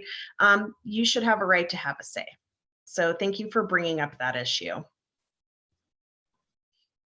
Thank you. Mr. Cotton? Yes, I agree. I like everything she said. I'm gonna read both of those bills, but I do have one question. When you say the request, an elderly person, say for instance, they request a back, do they have to, is that a recurring thing or do they have to request it every election cycle? You hit the nail on the head with your question, because right now, Mr. Cotton, you do have to request one every election cycle. So the goal of this bill, or at least that provision in Senate Bill 8, is that you wouldn't have to do that. You can request it one time and just say, I always want to get my ballot in the mail. And that way you can always count on getting that ballot. Perfect. Thank you. And thanks for sharing that great information. Thank you so much. Any other questions, comments? Mr. Sanchez? Thank you, Madam Secretary, for being with us today. Just a very important question to end with is, this may be the most important bill of this session. How do you see us helping you? What do you need from us to get over the finish line? Well, thank you for asking, Mr. Sanchez, and again, thank you for just giving me the opportunity to talk through what's in this bill. I think there have been a lot of hair trigger reactions to some of the 16-year-olds voting and this, that, and the other thing. The reality is nothing we're proposing in this legislation is anything new or untried. It seems like a lot of controversial, quote unquote, like I said on PBS, they said it's controversial. They say it's controversial, but it's tried and true things. And really what we're talking about is fundamentally the health of our democracy and the ability for our democracy to thrive, and the right of people to have a say in their government. So I think where you all can help, to the extent that you're willing and able, is to help us sort of counter the I think the knee-jerk reaction that what we're proposing is somehow weird or unusual or controversial. That why wouldn't we want to continue to reduce institutional and bureaucratic and administrative barriers to the ballot box? Why wouldn't we want to expand the voices in our democracy so that our voter population looks more like the population of our state and of the country? And to just, help push back on the notion that, these proposals are somehow, extreme or, ultra left wing or whatever. What we're talking about is just looking at the course of our democracy since 245 years ago and looking how it's very slowly, incrementally grown to expand to include really everybody, right? As many eligible folks as possible into the fold. And that's all that we're doing here in this legislation. And again, lastly, and thank you again for the question, just to show that here in New Mexico, when times are dark, when we're seeing votes or voting rights be backslid upon and trampled upon in other places, here in New Mexico, we can be an oasis and a shining beacon for the rest of the country as to how to lead forward through these dark times and to really be that model for the rest of the country. Really appreciate you, Madam Secretary, for joining us and for this engaging conversation. Mr. Sanchez, that was the perfect question to end on. And so really just appreciate you walking us through and for championing, really moving this forward in our state. Alexandria, Hussein had a question. He dropped off for a little bit and came back. Can we still get to his question, please? Oh yeah, I saw a hand, but then I didn't see it in the attendees. I apologize. Yes, please. Oh, no, not a problem. I get pretty dicey Wi-Fi and it kind of dropped me. So here I am.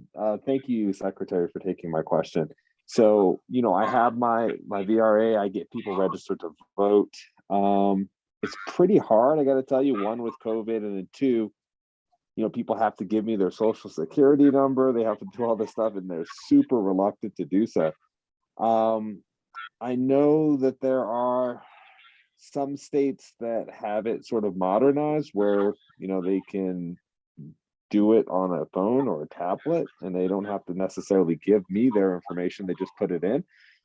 I do think that being able to do that would definitely help my efforts. Is there anything like that in the works? Thank you for asking. So I think you identified another area where we are doing and you can currently do some things in this regard, but where this particular bill is also going to take us that that next step forward. So to address the specifics of your question, right now, when you are able to collect a paper form, with folks in person, we did change the law a few years ago so that you can collect the full driver's license number and the partial, the last four of the social. And we did that specifically to address the concerns around, giving someone outside of Walmart your full social security number, right? And of course, all our VRAs are trusted and certified, but so that's the first piece. The second piece is we now have a provision on our online voter registration system where you as a VRA can take credit for helping that individual register to vote online. The challenge with our current system and what this bill will help improve is that you still have to have a current or expired state license or ID. One of the provisions of this bill will allow voters to register to vote online just using their social security number. And again, you as a VRA could provide them with a tablet or a phone. They could enter that, without having to show you or write it down and give it to you. And you can take credit as a VRA.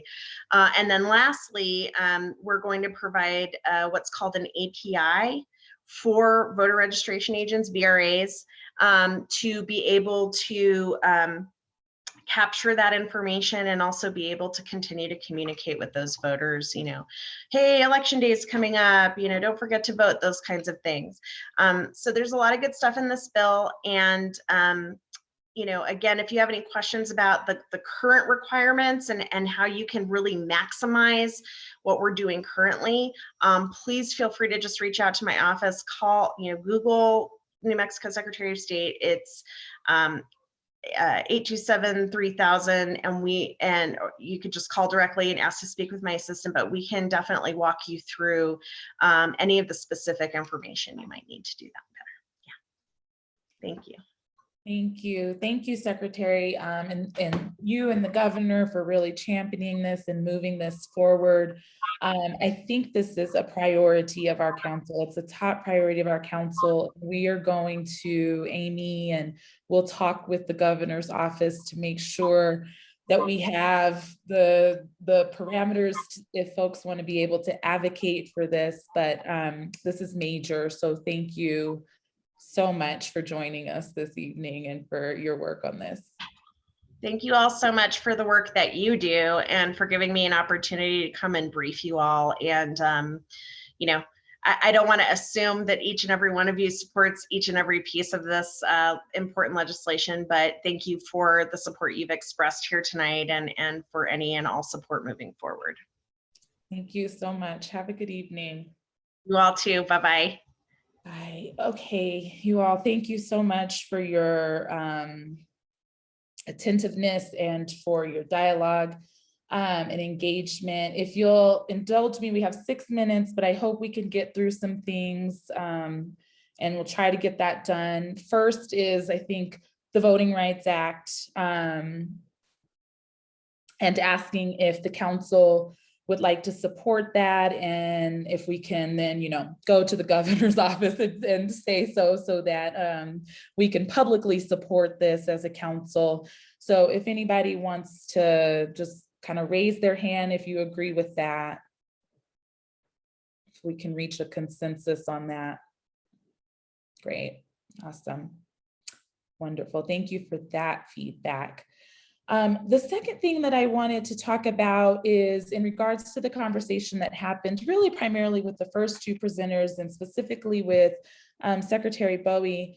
I wanted to invite him to the council to speak about this $100 million that was going into the budget this legislative session last year, actually at the end of the year when it was first announced.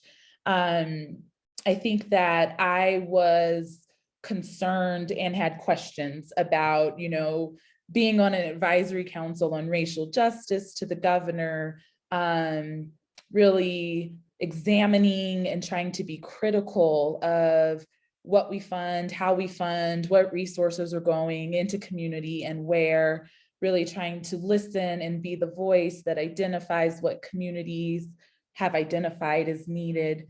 And so I wanted to have a conversation rather, I guess, quickly, or just have a discussion to see if there's something that we want to do. Fatima, I thought your comments and really showing the polarity between a 20% increase and a 7% increase, right? And the fact that we can't find beds when people are in need, or people are lingering in jail because there aren't treatment beds available for them.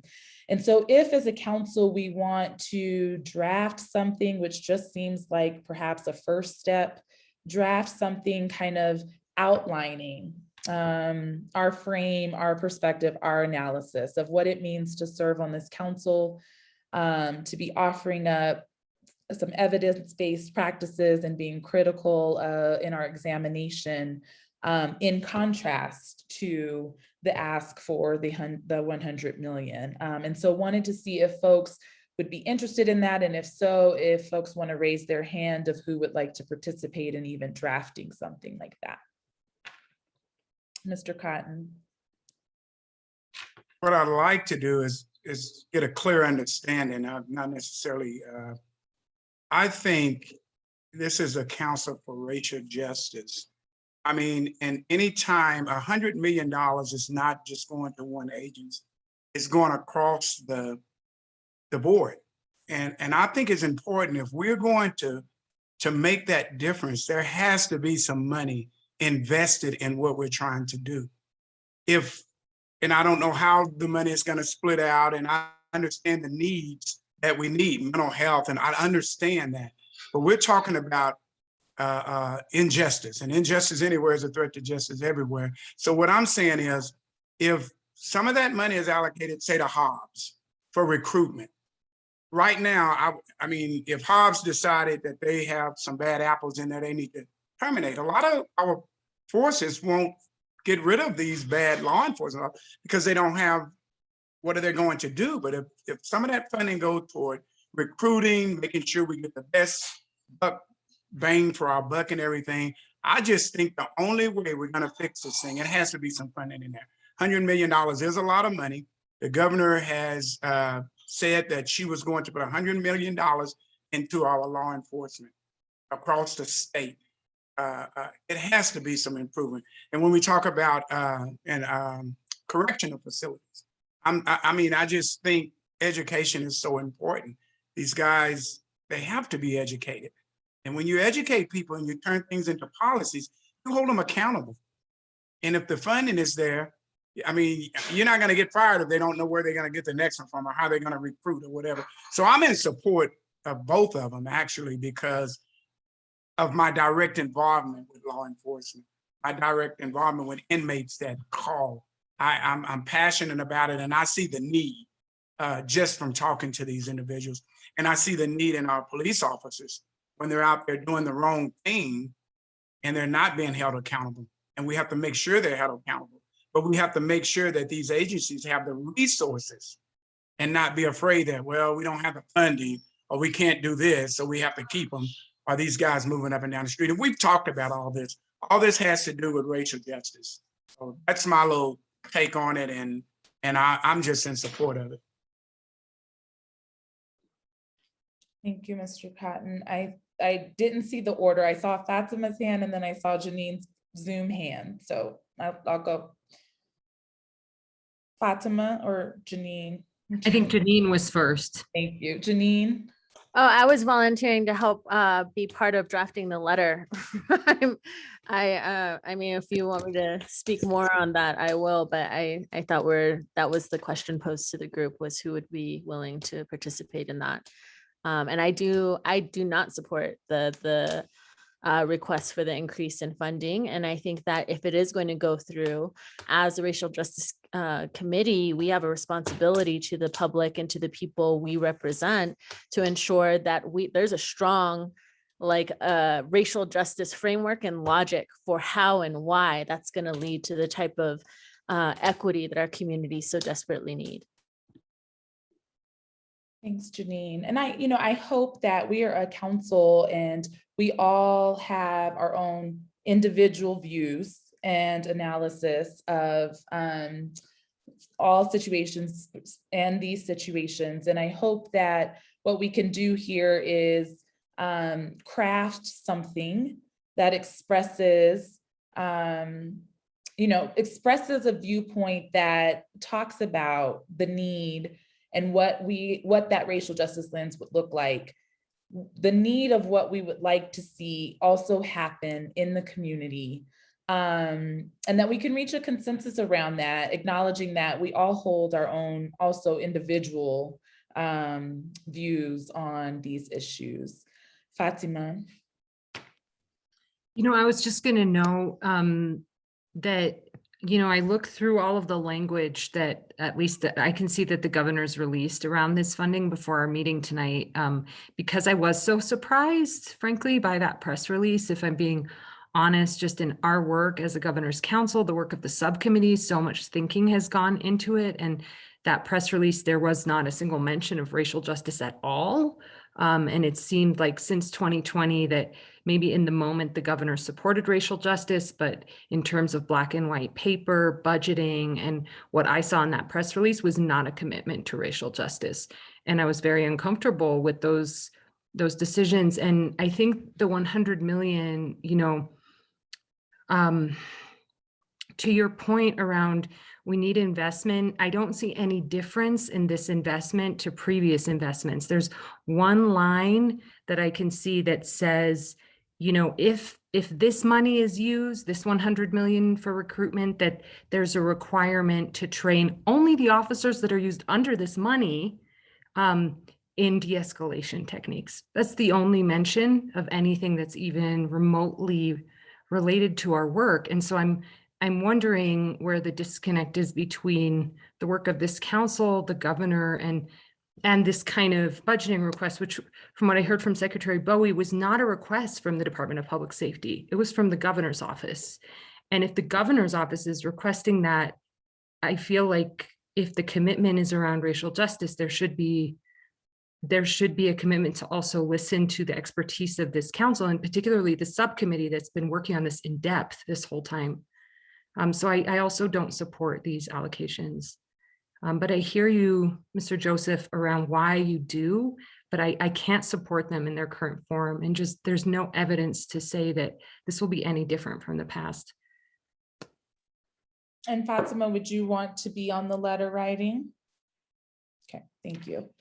Mr. Sanchez, did I see your hand? And then I see Christopher again for the first time on this topic.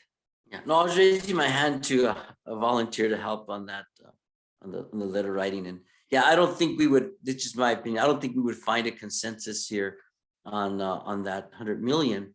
But I still think if it's going to happen, we can use that, leverage that to justify why is the other part not happening, and that's where we can move the needle that needs to happen here, because what do they call that? A fulcrum. When you have a balance, like a teeter-totter, that item that's in the middle that the teeter-totter swings on, you can actually move that, and that makes a lever. You can have even more weight on it.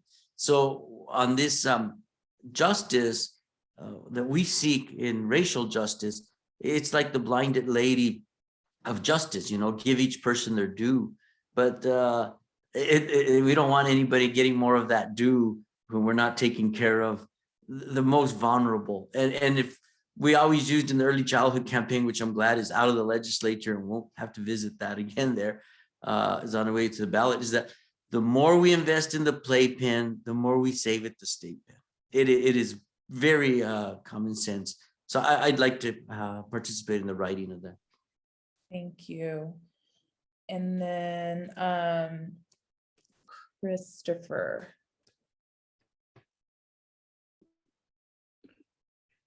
Thank you, Alexandra, and thank you, Council. I just, originally at the beginning of the meeting, I asked a question, and similar to Fatima, when Amy shared that press release around the governor's priorities around public safety, I just want to say, right, for the past 5 months, the subcommittee has been connecting with different agencies and hearing their racial justice plans and asking lots of good questions. By the way, Alexandra, thank you for clarifying. I don't remember it was you or Amy.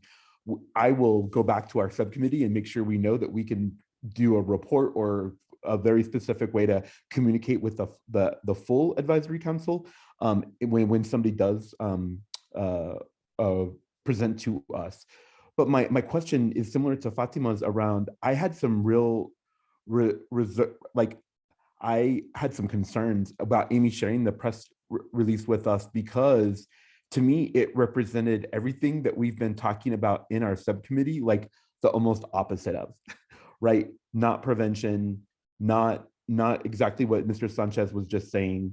And it makes me think, I think we've lost some momentum of what, and for me, it made me think, wait a second, what are we doing in the subcommittee and what are we doing at the advisory council level to advise the governor?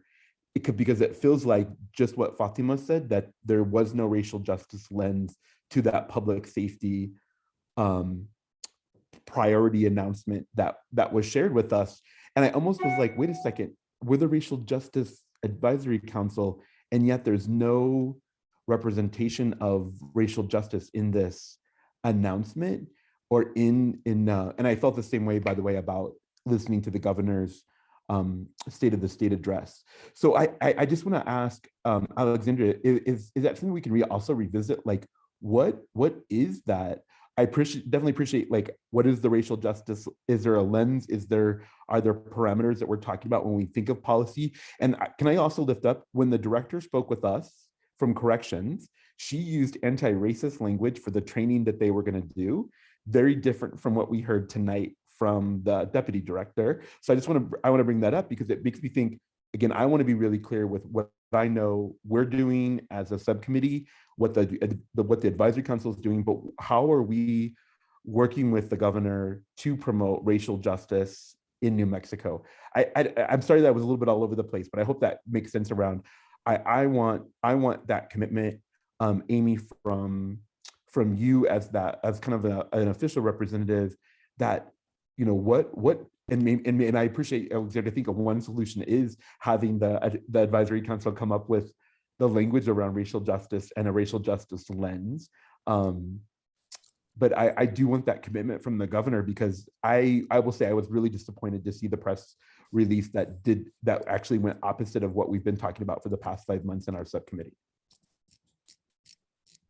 Yeah, Christopher, felt, seen, and heard, right? So I think, Rabbi Linick, I see your hand. I don't have a quick answer for you tonight. I would like Amy to share about the budget request that we made. Is it still good, Amy? Okay, I saw your face and got nervous. Because for all of the things you said and more, been really thinking about really the need to have a facilitator, some outside consultation to shape and facilitate that conversation. So I heard very clearly, I can't remember, I think it was when we were meeting with LFC and DFA, when we were asking really, the council was asking really great questions around what's the racial justice lens in developing the budget. And they're like, tell us what a racial justice lens is. What do you mean by that, right? And so there is a budget request that the Office of African American Affairs has made for the council to be able to consult with and hire a facilitator, right? That can help kind of facilitate us through those conversations, not just as the council, but also with the administration, with the governor and her office, about how we're going to do this. Because I think we all want, we all want to make sure that all of the work that's being put into this is resulting in something. And so that's what I have for right now about that, moving forward. And I think we can talk about the longer answer to that. I think I just answered it now, Amy, so maybe you don't need to share, so I'll go to Rabbi Linnet because I'm mindful of the time that you all are giving. Thank you very much. Just two quick things. I think with the letter being composed, it's good to try to be not either or disjunctive about this equation between the big allocation that we're debating here. But I think we ought to give out a very strong message about, if we're going to spend that many on this side, we must then spend equally so, if not more so, on the other side of the equation. And I think that would be a very good message for us to give. The second thing is, when's the last time the governor came to meet with us? And I think it's good for the governor to feel responsible to check in with this group. And after listening to this entire conversation today, there obviously is a disconnect going on. And maybe part of that is having an opportunity for us to just talk with her. I don't know if that's feasible or possible, but I, as one, would like to have that opportunity. And I understand a facilitated process may be something else, but. Thank you for that feedback. And that'll be, that has to go through the process. So that's not an immediate action. So thank you for that feedback. And we can make that request, right? We can make that request for certain. All right. So I have Janine, Fatima, and Alan on the letter. Anybody else before? I did see your hand, Hussein. Just want to make sure we close this on the letter. Okay. So we'll move. Yeah. I just want to make sure that there is some representation from the subcommittee that's been working on this, because all of that language in the press release is so specific to public safety and law enforcement. So I just wondered, is there someone on that list that is part of that subcommittee that's been working on that? Christopher, I don't mean to single you out, but just, I see you here, or if there's anyone else just from the subcommittee. And we can make that request. If it's not Christopher, we can reach out to the Shawnee is here or was here. And so we can reach out to the subcommittee to see if anybody from there wants to. Or they could review it maybe or something. Yeah, for sure. That's a really good point. Hussein.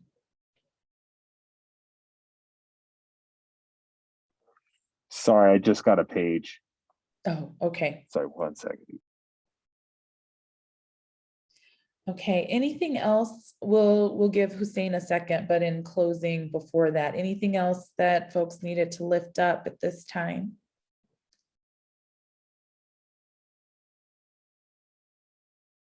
Okay.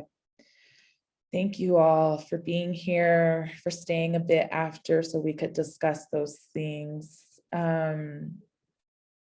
Amy, is there anything you need about the Voting Rights Act? No, I sent off an email to ask for permission for us to advocate for that. As far as the letter, I think I will look into, all of the budget hearings are recorded. And so you can go and watch Secretary Bowie's presentation to the House. And also I would highly encourage people to go and watch the budget hearing for HSD. I think you will find interesting the request that they've asked for money as well, and the things that they've asked for money for. And, many of you have mentioned having a both and kind of thing. And so you may want to use that as comparison. And so I will try and dig and find those. I know when the HSD one was because it was right after mine, but I don't know when Secretary Bowie's was, but I will look for it and try and send it to the folks on the letter. And I can send it out to the whole group if they'd like to as well. And good question here. Thank you for that, Amy. Where this is, are these meetings still being posted on the YouTube page? Yes, I can send that link out as soon as I upload this. Yeah. Okay, thank you. Hussein, just checking to see if you're back. Okay, all right, thank you. All right, you all, be safe. I'll take a deep breath. Thank you all. Be safe. Have a good evening. Stay warm. Thank you. Bye. Bye. Everyone.